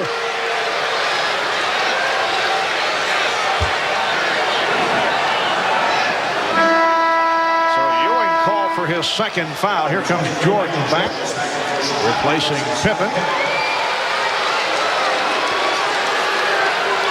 Will be Rodman at the line for the first time. Well, one of the problems with the Knicks as far as giving up second shots, and Charles Oakley has complained about it, hey, when I go help, nobody is getting a body on Dennis Rodman. Well, that time Patrick Ewing tried, but Rodman just kept battling and battling and drew the foul. Rodman has played 34 minutes, has not committed a foul. The double team illegal defense is called. I think you mean he has not been called for a foul. He has committed many fouls, lots of pushing, lots of shoving, but when you do it all the time, as Dennis Rodman does, you actually get the benefit of the doubt from the officials. Dennis Rodman would not agree with that. He thinks he's being singled out many times, and he thinks that the referees are watching him and calling everything against him, but he gets away with plenty, believe me. But I think he is watched a bit closer. But today, no complaints from Dennis. We're early. Knicks lead by 2. 1:40 remaining. Third quarter. Nice look. Ewing from Mason. The Knicks 60 and the Bulls 56. Oh, terrible decision that time by Dennis Rodman to come double team. Ewing too far away from the basket. Nobody protecting inside, and Mason gets an easy one. Rodman off the dribble. And pushed by Oakley. For Oakley, his third. The Knicks and the Bulls are now over the foul limit. Well, Chicago made a decided effort not to double-team Patrick Ewing, at least until he put the ball on the floor, and catching the ball 17, 18 feet away. Not a good decision by Dennis Rodman, and he knows it, and he's being reminded of that by people in the area, letting him know we can't help you in that situation. If you go double-team and we're not expecting it, we're waiting for Ewing to put the ball on the floor if we're going to come help. Dennis only a 52% free throw shooter during the regular season. Bill Wennington being replaced by the 41-year-old James Edwards, making his first appearance of the game. Now Patrick Ewing will sit down. Here's Willie Anderson checking back in. Ewing 9 points, 9 rebounds. So Rodman 3 of 3 at the line. And the Knicks lead 60-58. Kerr stealing from Ward, but could not convert. Oakley passed on the shot. Here's the double on Mason.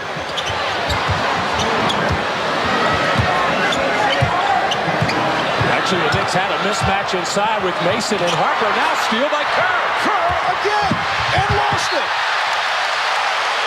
Well, this will not be on the personal highlight film of Steve Kerr. The good news, you've come up with successive steals, and the dreadful news, you blow it both times. Pressure defense by Kerr. Actually should have taken that first one to the right hand, and now the attempted crossover, and Kerr picks that one off, but cannot finish at the other end with Mason bearing down.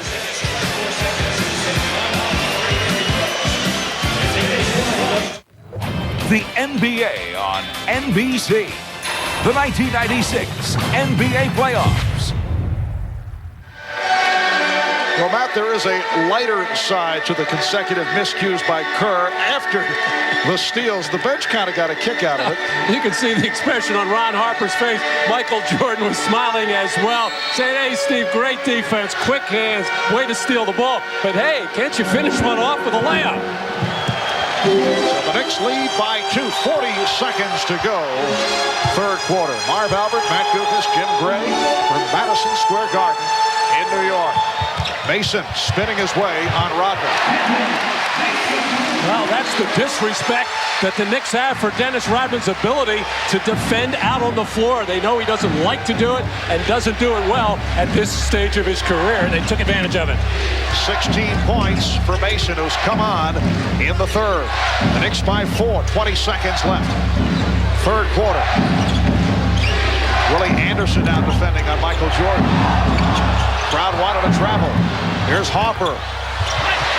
Mason with the box out. Time running down. Mason is reminded. Final seconds of the quarter. Oakley for 3. Fires it up. And the Knicks want a goaltend. As Rodman got a piece of it. But no call made after 3. It's the New York Knicks 62 and the Chicago Bulls 58. We'll be right back after these words from your local station.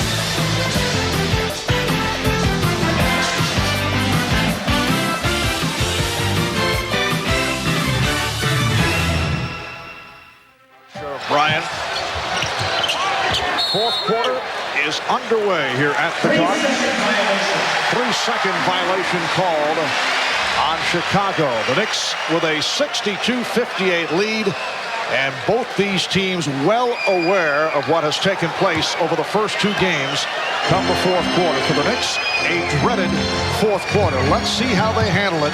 The Bulls have been able to break open both previous games by taking over in the fourth. And the key for New York in this fourth quarter is to take care of the basketball. They've already turned it over 15 times in this game for 12 points. That's way too many at this juncture, but it's absolutely critical to take care of it here in the fourth. Knicks opening with Patrick Ewing on the bench. You get the idea that Jeff Van Gundy wants a well-rested Ewing for the fourth quarter. Ward getting it inside, and Mason was held. So Dennis Rodman called for his first foul. The Knicks are going with Mason and Oakley as their big men, along with Anderson, Starks, and Ward. Because Rodman has gone the distance. He has played, well, actually, almost the distance. He's played all but 10 seconds of the game.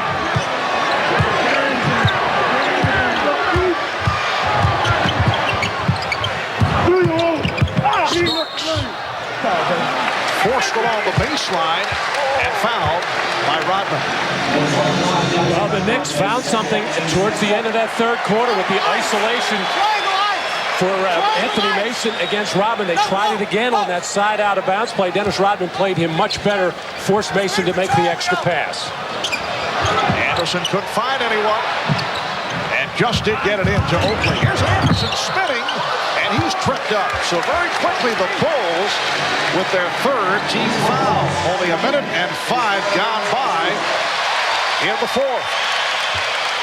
Well, and the Knicks have been very fortunate to pick up these fouls because their offense is very stagnant right now. Everything is stand around, one-on-one basketball, and that's usually when an offensive team is in trouble. But they have been helped out by the fouling of Chicago, and that could prove fatal for the Bulls in getting into the penalty early, where once maybe a Patrick Ewing gets back into the ballgame, start taking the ball to the basket, they can hang on and try to win this game at the free throw line.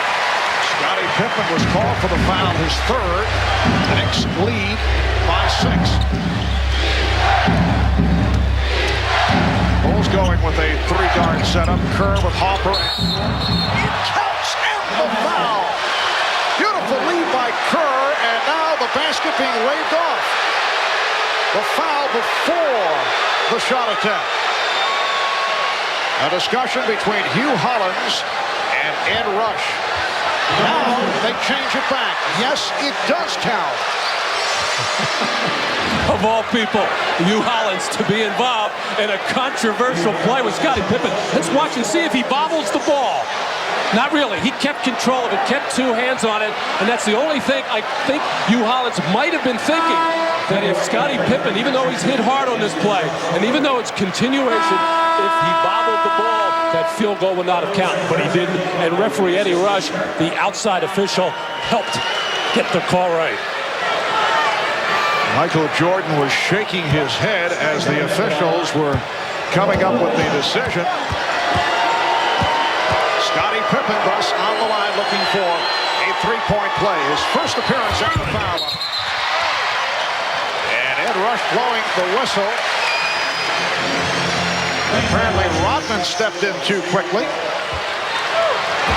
So the Knicks are presented with the basketball. 4-point Knick lead. Minute and a half gone by. Ewing hits the net.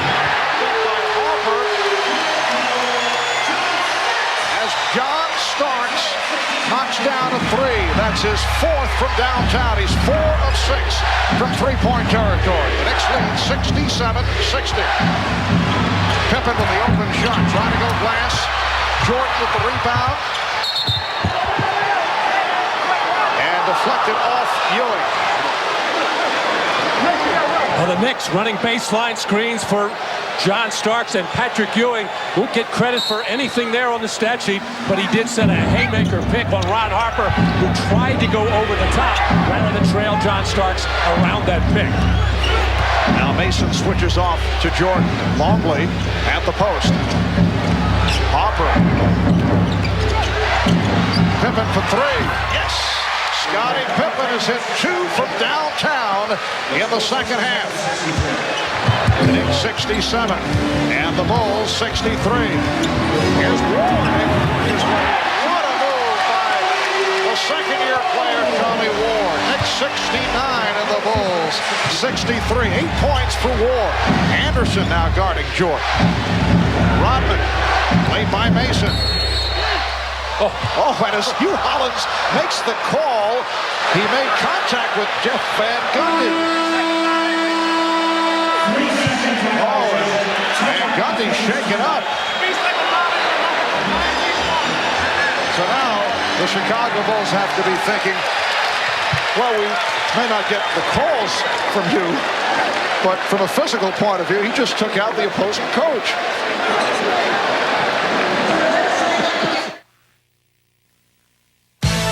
Miller, where great taste runs in the family, brings you Miller Moments.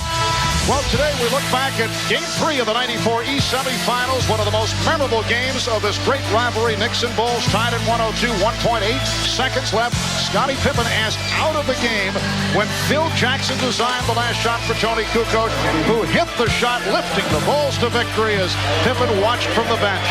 In recognition of this moment, the Miller Brewing Company will donate $1,000 to the Thurgood Marshall Scholarship Fund.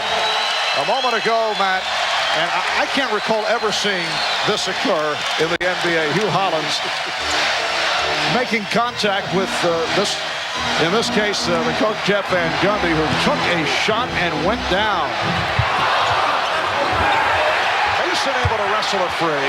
Starks for three. And again, the officials checking with each other. Last touch by Chicago. Well, Jeff, who normally stands over the sideline placidly with arms folded, clearly out for a couple seconds here as he caught him with the side of his hand and caught right. It looked like he got Jeff on the bridge of the nose and knocked him silly for a couple of seconds, but no harm, no foul, no blood. So Jeff's still all right. And the Knicks now lead 71-63. Jeff's tough. He's hanging in. Big rebounding edge for the Knicks in this one after getting hammered on the boards in both games 1 and 2. Out rebounding New York by 10. Michael Jordan, very quiet in the second half. Only 1 for 5 from the field. And a loose ball foul called against Chicago.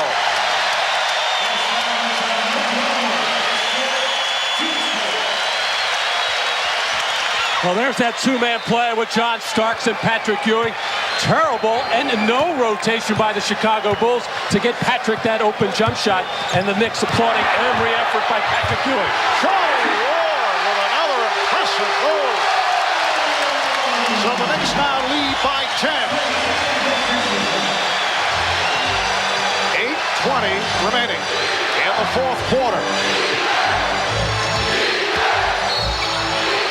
Starks looking to draw the foul, but it's called on Starks. That's 4 on John Starks.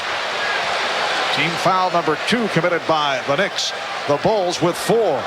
And it's going to be a little bit more difficult for the Bulls to turn up that pressure on defense, because every foul from here on out will be a shooting situation for the New York Knicks. And as we know, in games 1 and 2, it was the aggressive defense by Chicago, forcing turnovers and starting the running game for the Bulls that were able to enable them to pull those games out. John Starks sitting down, leads with 19 points, replaced by Derek Harper. Good play, Willie Anderson got a piece of it. And clearly Jeff Van Gundy has lost confidence in Hubert Davis, who in his last 27 minutes of play at 1 point. And Charlie Ward has come in and make his presence felt at both ends of the floor.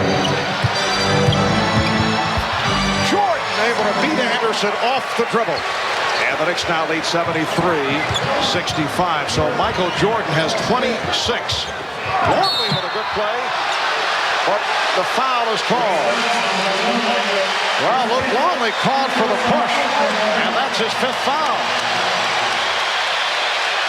Well, this is the problem that you get when you pick up early fouls in the quarter, because now with 7:56 to go in the fourth quarter, this little reach over, and clearly it was a foul on Luke Longley. And here is Patrick Ewing to the line, where he has had many problems in the fourth quarter.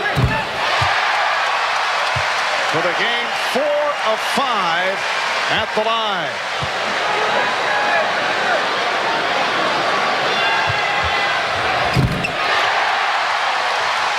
So Patrick Ewing in very confident fashion converting the free throws, and the Knicks now lead by 10.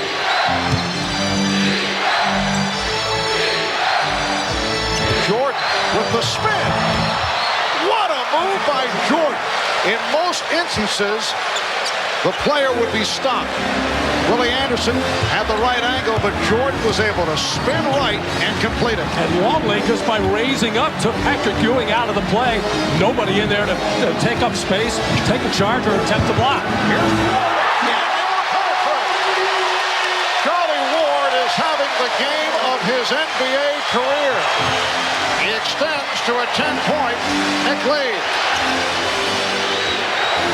Jordan. Fouled by Anderson.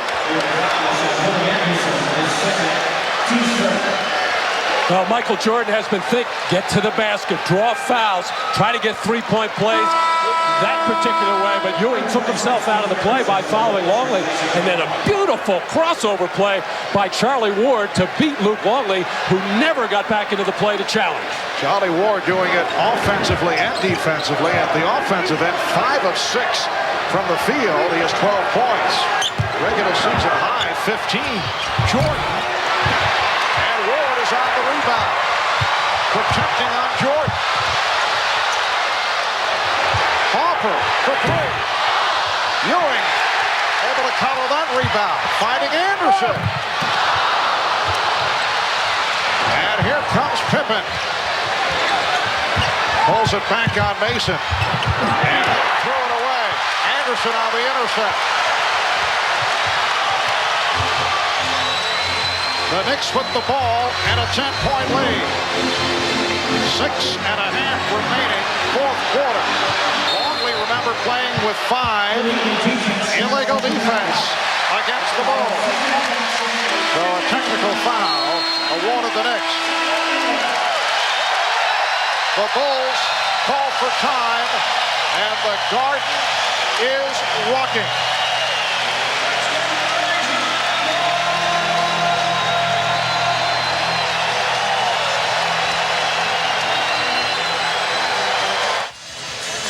Well, the last time that the Knicks and Bulls met here at the Garden was back on March the 10th, and it was the Knicks playing perhaps their best game of the season. Patrick Ewing with 26 points. The Knicks shot 54% from the field. They hit on 10 of 21 three-pointers in a decisive 104-72 victory. It was the worst loss of the season for the Bulls. Jordan had 32, but the Bulls shot only 37%. And a big factor in that game, Marv, was York Harper making the three-pointers in the fourth quarter when the Knicks ran away. And now in this one, it's Charlie Ward who is coming up with key offensive plays for New York. But overall, it's been the New York Knicks defense. They're rebounding, holding the Bulls to only 6 offensive rebounds. York Harper converting the technical off the illegal defense. So the Knicks now lead 78-67. In the first 2 games of this series, the Knicks were outscored in the fourth quarter decisively. Watman with the steal. But today, the Knicks have outscored the Bulls 16-9 in this fourth quarter. Michael Jordan. Steve Kerr, who just checked back. Jordan backing Harper.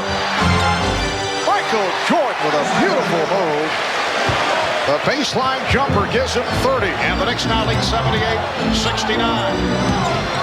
Mason for Ewing. Yes.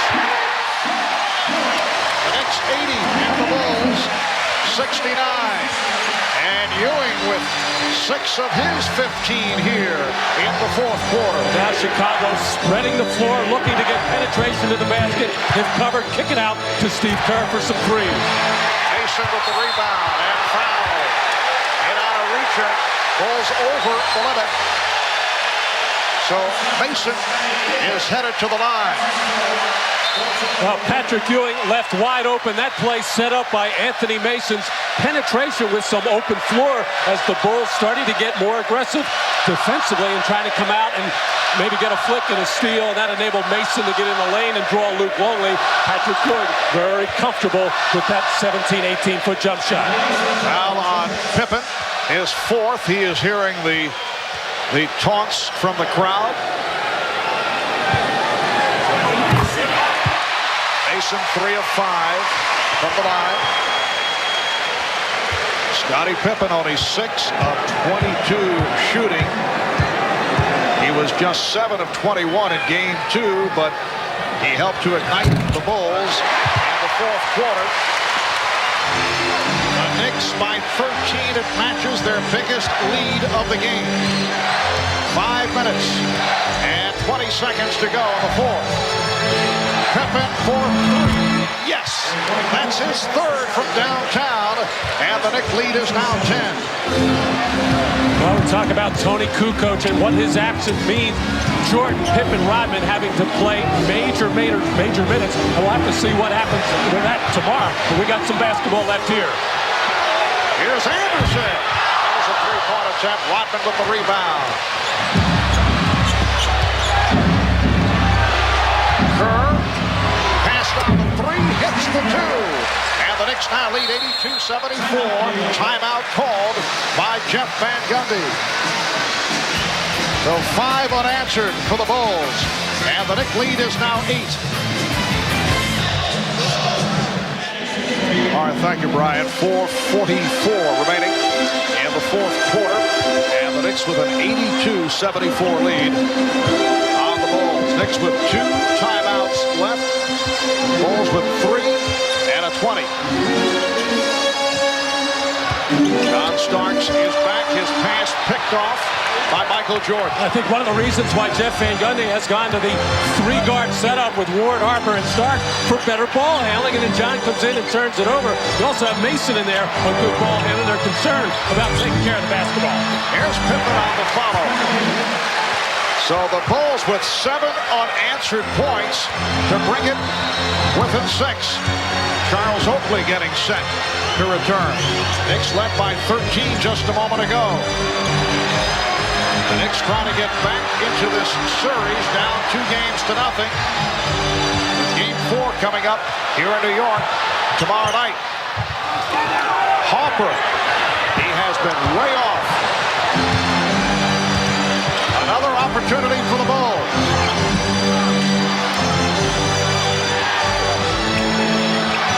Jordan. And Ewing able to snatch the rebound. And pumps it down. Here's Starks.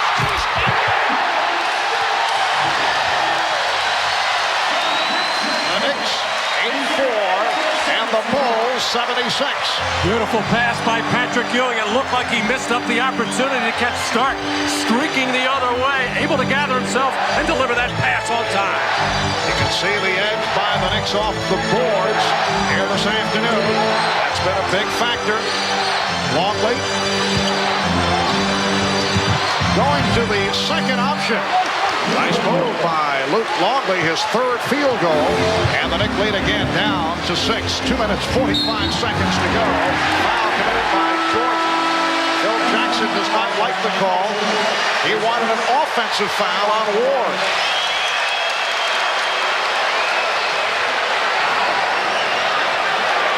Patrick Ewing able to gather himself in traffic. He had John Starks way before that, and for some reason Scottie Pippen unable to recover and get back.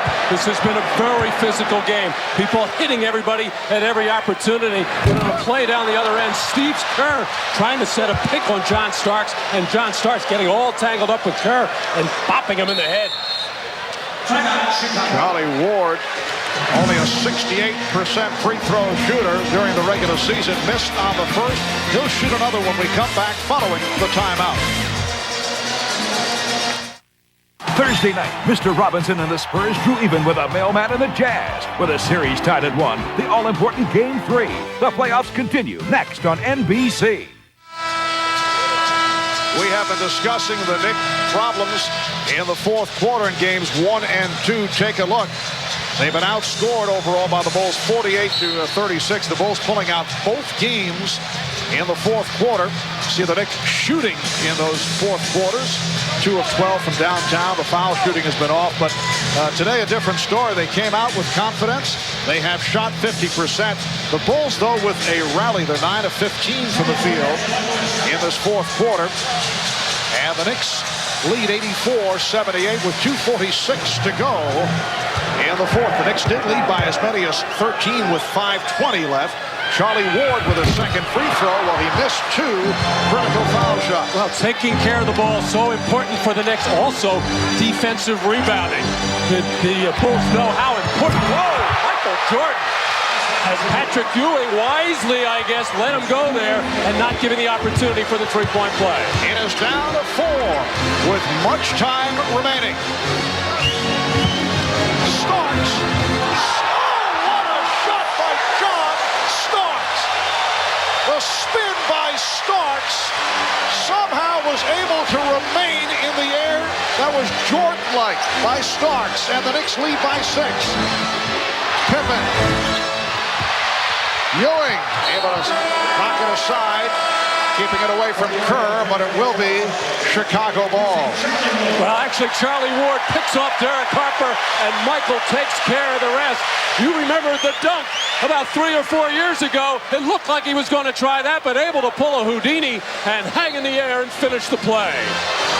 You mentioned that play, Knicks versus Bulls, Game 2 of the '93 Conference Finals, as Starks electrified the Garden crowd, soaring over Horace Grant and Michael Jordan for that left-handed dunk.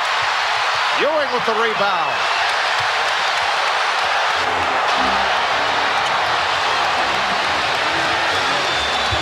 Mason resetting. Longley playing with the 5. Starks for Ewing. Oh, huge shot by Patrick Ewing, extending to an 8-point lead with a minute and a half remaining in the 4th quarter, and the Bulls call for time. Patrick Ewing with 8 of his 17 here in the 4th, providing an answer to his critics. We'll be back after this from your local station.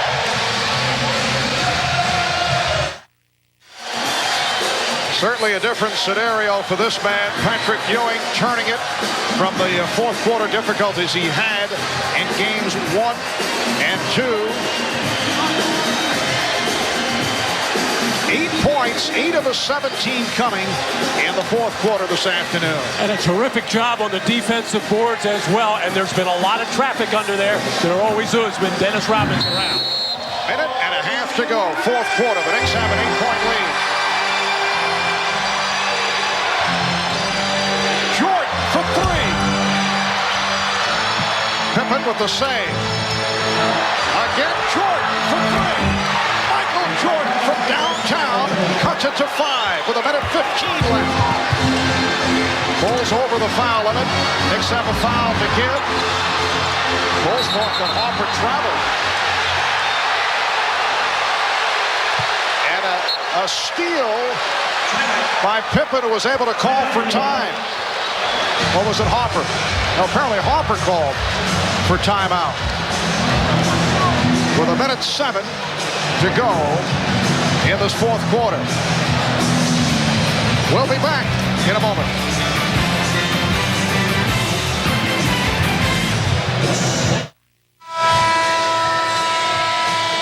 The Knicks with an 88-83 lead on the Bulls. A minute 7 remaining in the 4th quarter. See timeouts remaining. The Bulls with a 14-6 run after trailing by as many as 13 with 5:20 to go. 3-pointer by Jordan a moment ago, cutting it to a 5-point lead. Michael Jordan now has 35 points. Starks.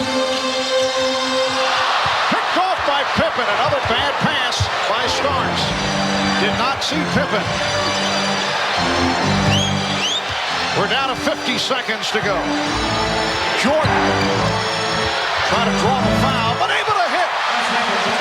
And the Knicks lead is only 3. Michael Jordan bringing the Bulls back again. 45 seconds remaining. Mason's inbounds pass handled by Harper. Jordan looking for the steal.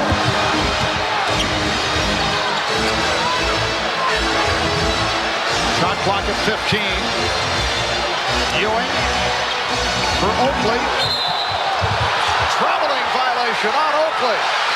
Well, after taking good care of the ball throughout this 4th quarter, consecutive turnovers, this walking violation by Charles Oakley as he got all shuffled up, over-eager to get something done, and then the ill-advised cross-court pass by John Starks on the play before, giving the Bulls life. And that for Charles Oakley, his 6th turnover of the game. So 30 seconds remaining in the fourth quarter, and the Knicks lead is only 3. Both teams have 1 full timeout remaining. Well, Michael is thinking, take Mason to the basket, sealed off nicely, trying to draw contact, able to hang in the air and throw it from behind his right ear and get it the Bulls to within 3. The Bulls have not been successful shooting the 3. They're 5 of 15 from downtown. Jordan's hit 1 of 3. Pippen only 3 of 8 from three-point territory. So the Knicks looking so strong just moments ago in this fourth quarter, led by as many as 13.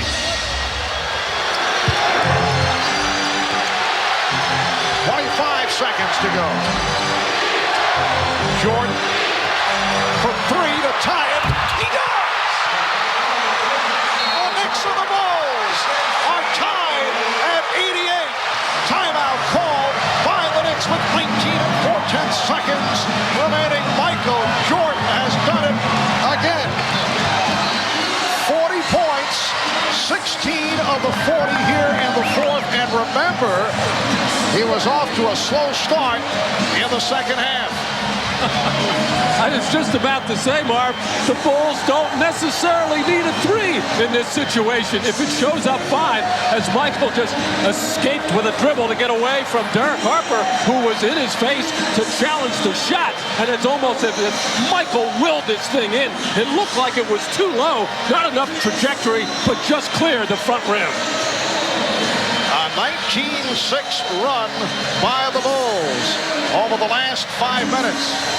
Well, Michael telling us earlier that the backfield's fine. Says it's the best he has felt right throughout the series. He was obviously struggling physically for game 2, did not have his usual energy, and has turned it up here down the stretch.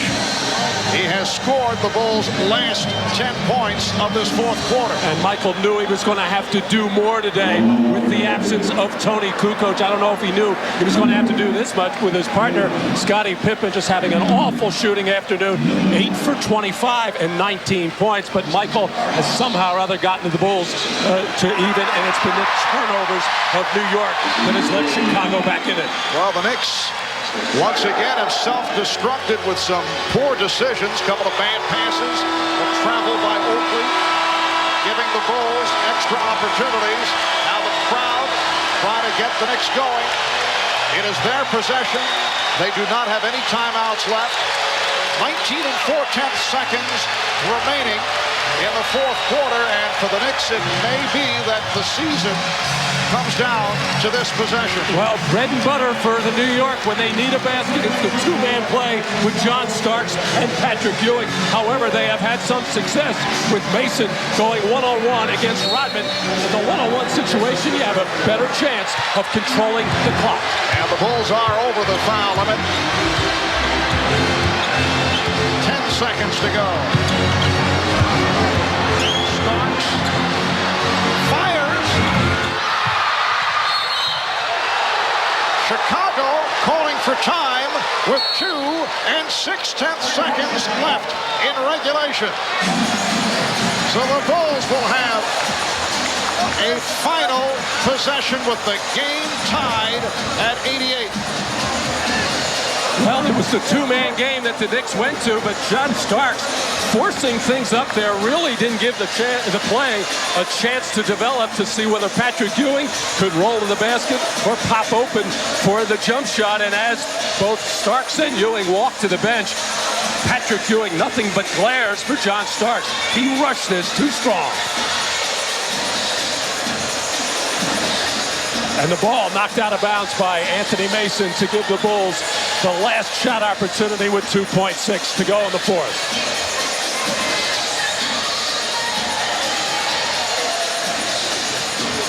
Phil Jackson mapping it out. Now, Michael Jordan has fooled us in the past. The Knicks certainly have vivid memories of the night he went for 55, and everyone thought that he would take the final shot, but instead he found Bill Wennington, who was able to hit the game winner against the Knicks. Both teams are out of timeouts. The Knicks do have one foul to give. And no delay of game for the Knicks, so they can't take a look at the play. In these situations, Michael Jordan always seems to be able to get open and get some kind of shot off.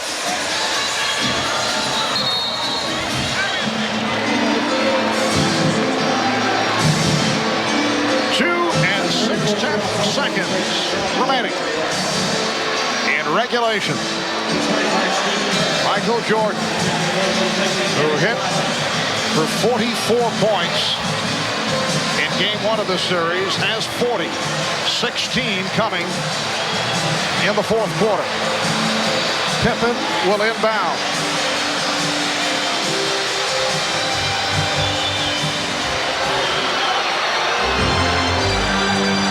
Charles Oakley playing away from Pippen, looking to help, and now moves up on the inbounds.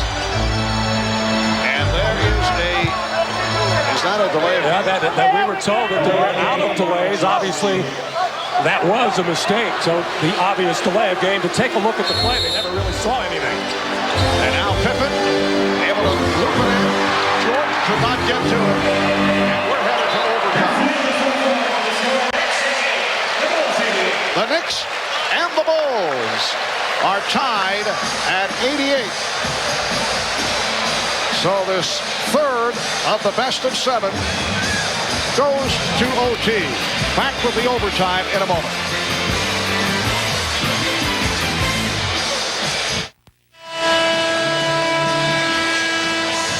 Welcome back to Madison Square Garden. Jack Haley came over to the official scorer. Haley, a player who acts as an assistant coach and helps out Phil Jackson, came over and asked the official scorer, was there a delay of game available? He told him no, that the Bulls had used the delay of game, as had the Knicks. Then there was a delay of game available, and Ed Rush, the official, came over and corrected that with the official scorer, but never notified the Bulls. Marv? All right, thank you, Jim. Had there been a second delay of game, would have been a technical foul, and the Bulls would have gone to the foul line. So Oakley was able to take to the delay. There was wrong information passed on, and we're headed to the overtime session. The Knicks and the Bulls are tied at 88.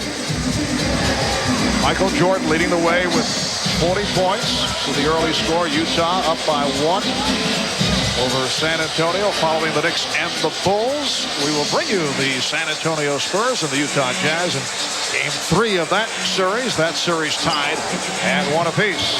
And the Bulls control. Well, it looked like a quick jump by Luke Longley to control that tip, and the Knicks have to regroup, regain their composure as far as not turning the ball over.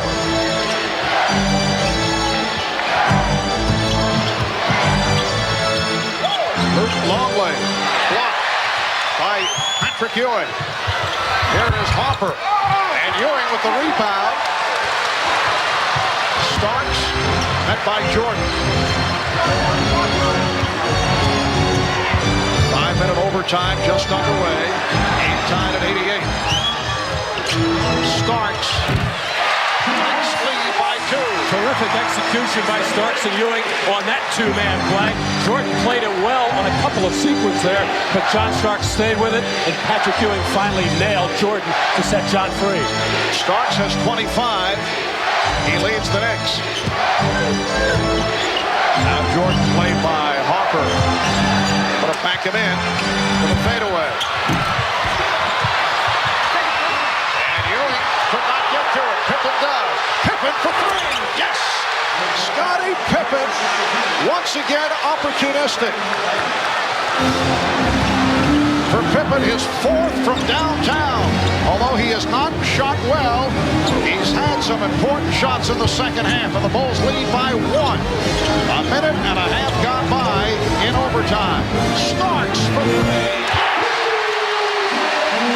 It's the next 93 of the Bulls, 91. John Starks, 5 of 8 from downtown. Jordan, though he had Hopper off balance and was able to take advantage.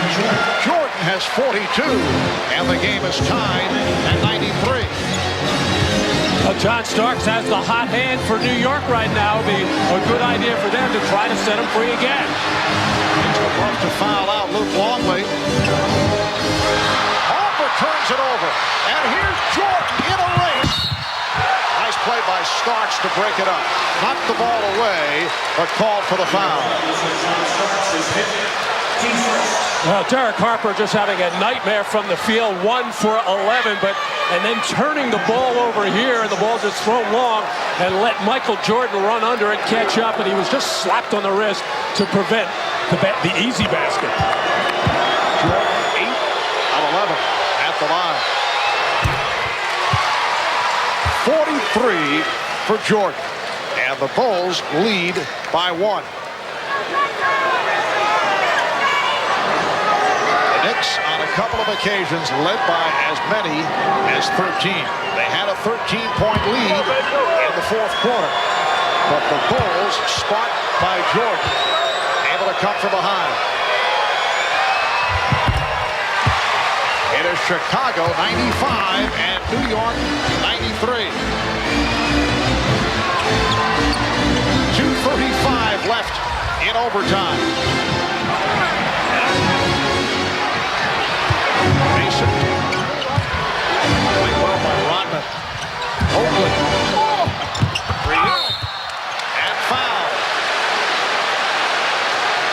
So Patrick Ewing will go to the line.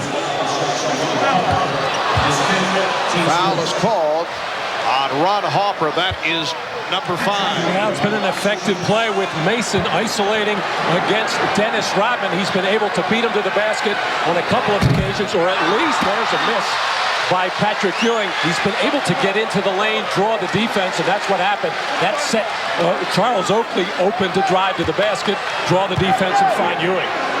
Ewing is now 5 of 7 at the line. So hits 1 of 2 to cut it to a 1-point Chicago lead.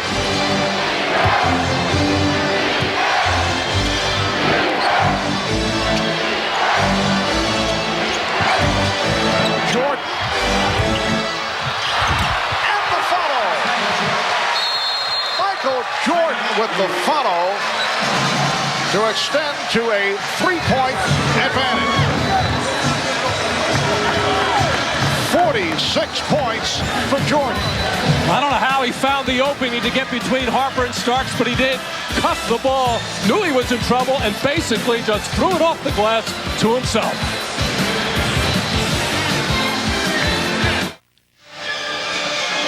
As we recap this series, the keys to a Bulls victory in Game 1, 44 points from Michael Jordan. John Starks went 0 for 9 from the field. The Bulls took Game 2 this past Tuesday as Scottie Pippen scored 9 fourth-quarter points, while the Knicks went more than 7 minutes without a field goal. And this afternoon, right at the end of regulation, big 3-point shot by Jordan to get the tie at 88. And a moment ago, Jordan able to slice his way through to give the Bulls a 3-point lead. Jordan, 17 of 34 from the field. He has 46 points. The most he scored against the Knicks, that 55-point game last March the 28th. Pippen and Jordan in the fourth quarter and overtime have accounted for 35 of the Bulls' 39 points. That's 90% of the scoring. 1:45 left in OT. And the Bulls are up by 3. Ewing, wild shot to cut it to 1. Patrick likes that move. I don't think he likes the degree of difficulty as he was able to skate through and get that shot off. Minute and a half remaining in overtime. Jordan able to beat Harper off the dribble, came up short but recovered. Shot clock at 5. Rebounded by Oakley. And a foul on Rodman. Loose ball foul on Rodman. Another look at that move by Ewing. Patrick getting in there and falling away, but just able to get enough touch up there as Jordan spins away from the double team, gets too far underneath the basket, enabling Ewing to come up and get the block. Here's Oakley. He fumbled it and lost it. He had the step off the lead from Mason. Couple of costly turnovers by Charles Oakley. 21 now in the ballgame, giving up 23 points as Charles Oakley trying to get that shot off before he actually had control of the basketball and losing his concentration just momentarily. 7th turnover of the game committed by Oakley. And as you can see, upset with himself, the Bulls maintain the 1-point lead as we approach 1 minute left in overtime.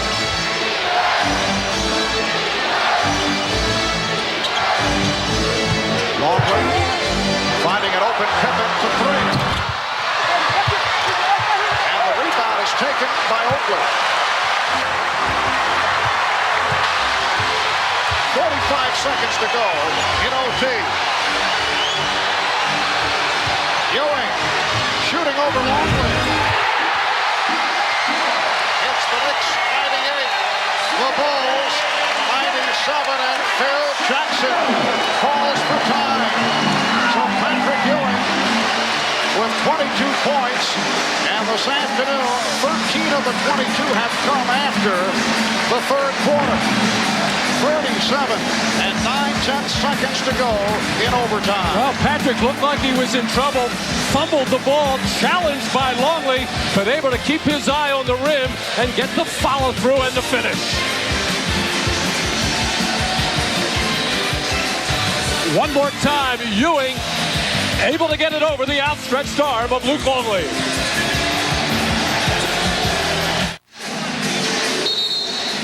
The Knicks with a 1-point lead, 37 and 9/10 seconds remaining in overtime. So the Knicks able to come from behind in this overtime session. 2 timeouts remain for each club.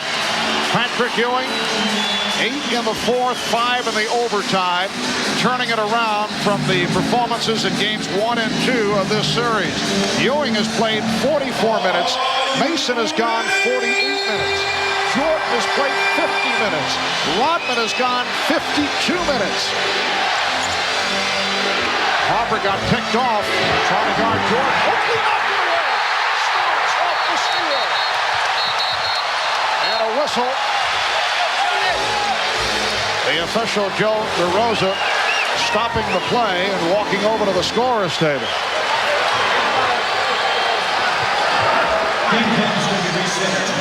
Apparently wanted to reset the clock. So Charles Oakley comes up with a huge play, getting a piece of the dribble. Well, Charles Oakley, who has had his turnover problems, with 7 in this game. Actually, the Knicks had a foul to give, and that was Oakley, I think, maybe trying to pick up that foul. And Michael Jordan called for the foul, sending John Starks at the line because the Bulls are over the limit. Starks only 1 of 3 at the line. And Michael Jordan, mad at the official, Joe DeRosa, saying, I didn't foul Starks, I fouled Charles Oakley.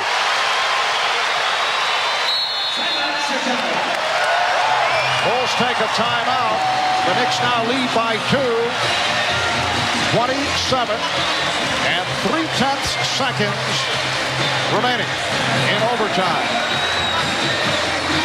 Well, I thought Charles Oakley, knowing that the Knicks had a foul to give in that situation, switched out on Michael Jordan, knowing he was going to get some help there, reaching in before Michael could get himself in the act of shooting, either going for the steal or the possible foul. Wouldn't have cost anything.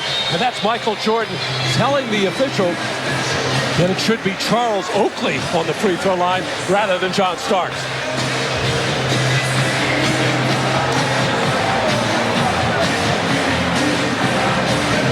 Patrick Ewing, that's his way of saying great defensive play, Charles, on that steal of Michael Jordan. Although Charles Oakley has had a very solid season at the line, 83% free throw shooter. He's been very dependable. The Knicks with a 99-97 lead on the Bulls. Desperately trying to hang on in this series, with game number 4 coming up tomorrow evening here at Madison Square Garden. That'll be a 5:30 start, 5:30 Eastern time here on NBC. And the Knicks still have that foul to give in case there's a situation where they think they're going to get beat to the basket and either go for that steal or commit the foul to make the Bulls bring the ball side out of bounds. Here's another look at that steal as Charles Oakley reaching in, able to knock it loose from Michael Jordan. And clearly, Michael Jordan did reach out and grab John Starks. He does belong on the free throw line.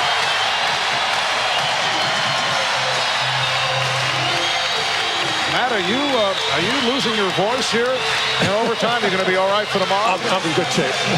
I don't know about these players with all the minutes they've played. So John Starks with his second free throw. He is now 2 of 4 at the line. And he has been a solid free throw shooter over the years. The Knicks lead by 3. Now to 25 seconds in overtime.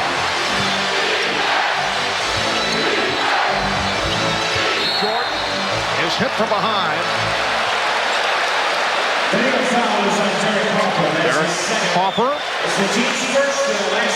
So that was the foul to give on the part of the Knicks. The next one would put them over the limit, just looking to break the pattern of the Bulls setup.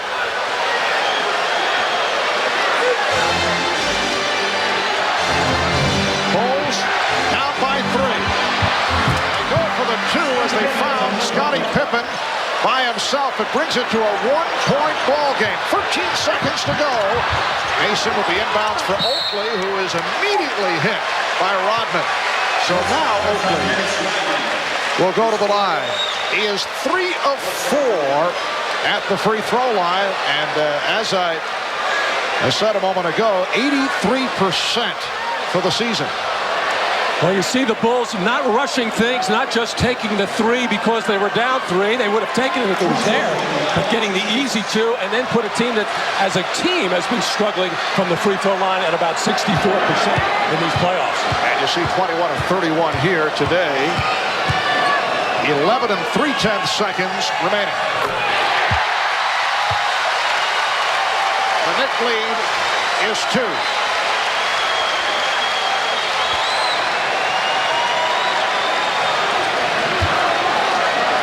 Chicago has 1 timeout left. The Knicks with 2 remaining.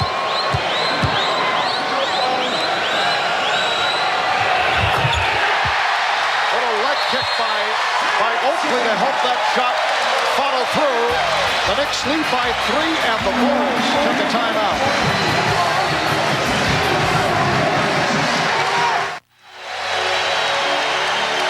During the regular season, the Bulls one of the better three-point shooting teams. Today, though, only 7 of 20 from three-point territory. Steve Kerr, in fact, number 2 in the NBA in that department. Today, Pippen 4 of 10, Jordan 2 of 5 from downtown. The Knicks by 3, 11 and 3/10 seconds to go in overtime. Jordan guarded by Harper. Down to 5.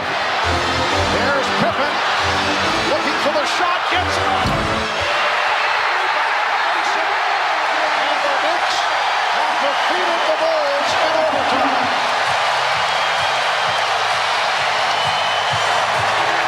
The Chicago Bulls are beat for the first time in the playoffs. And it sets up Game 4 here tomorrow. 5:30 start on NBC with the Bulls now in front 2-1. Michael Jordan with 46 points rallied his club, but the Knicks able to pull it out in overtime. Let's go to Jim Gray. Jim. All right, thank you very much, Bart.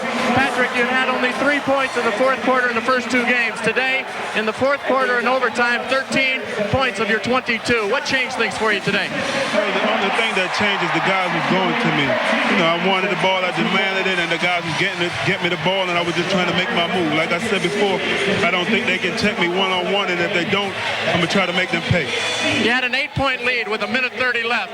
Did your heart sink when Michael Jordan made that shot to send it to overtime? No, I didn't sink. You know, Michael's a great player, and he rose to the occasion.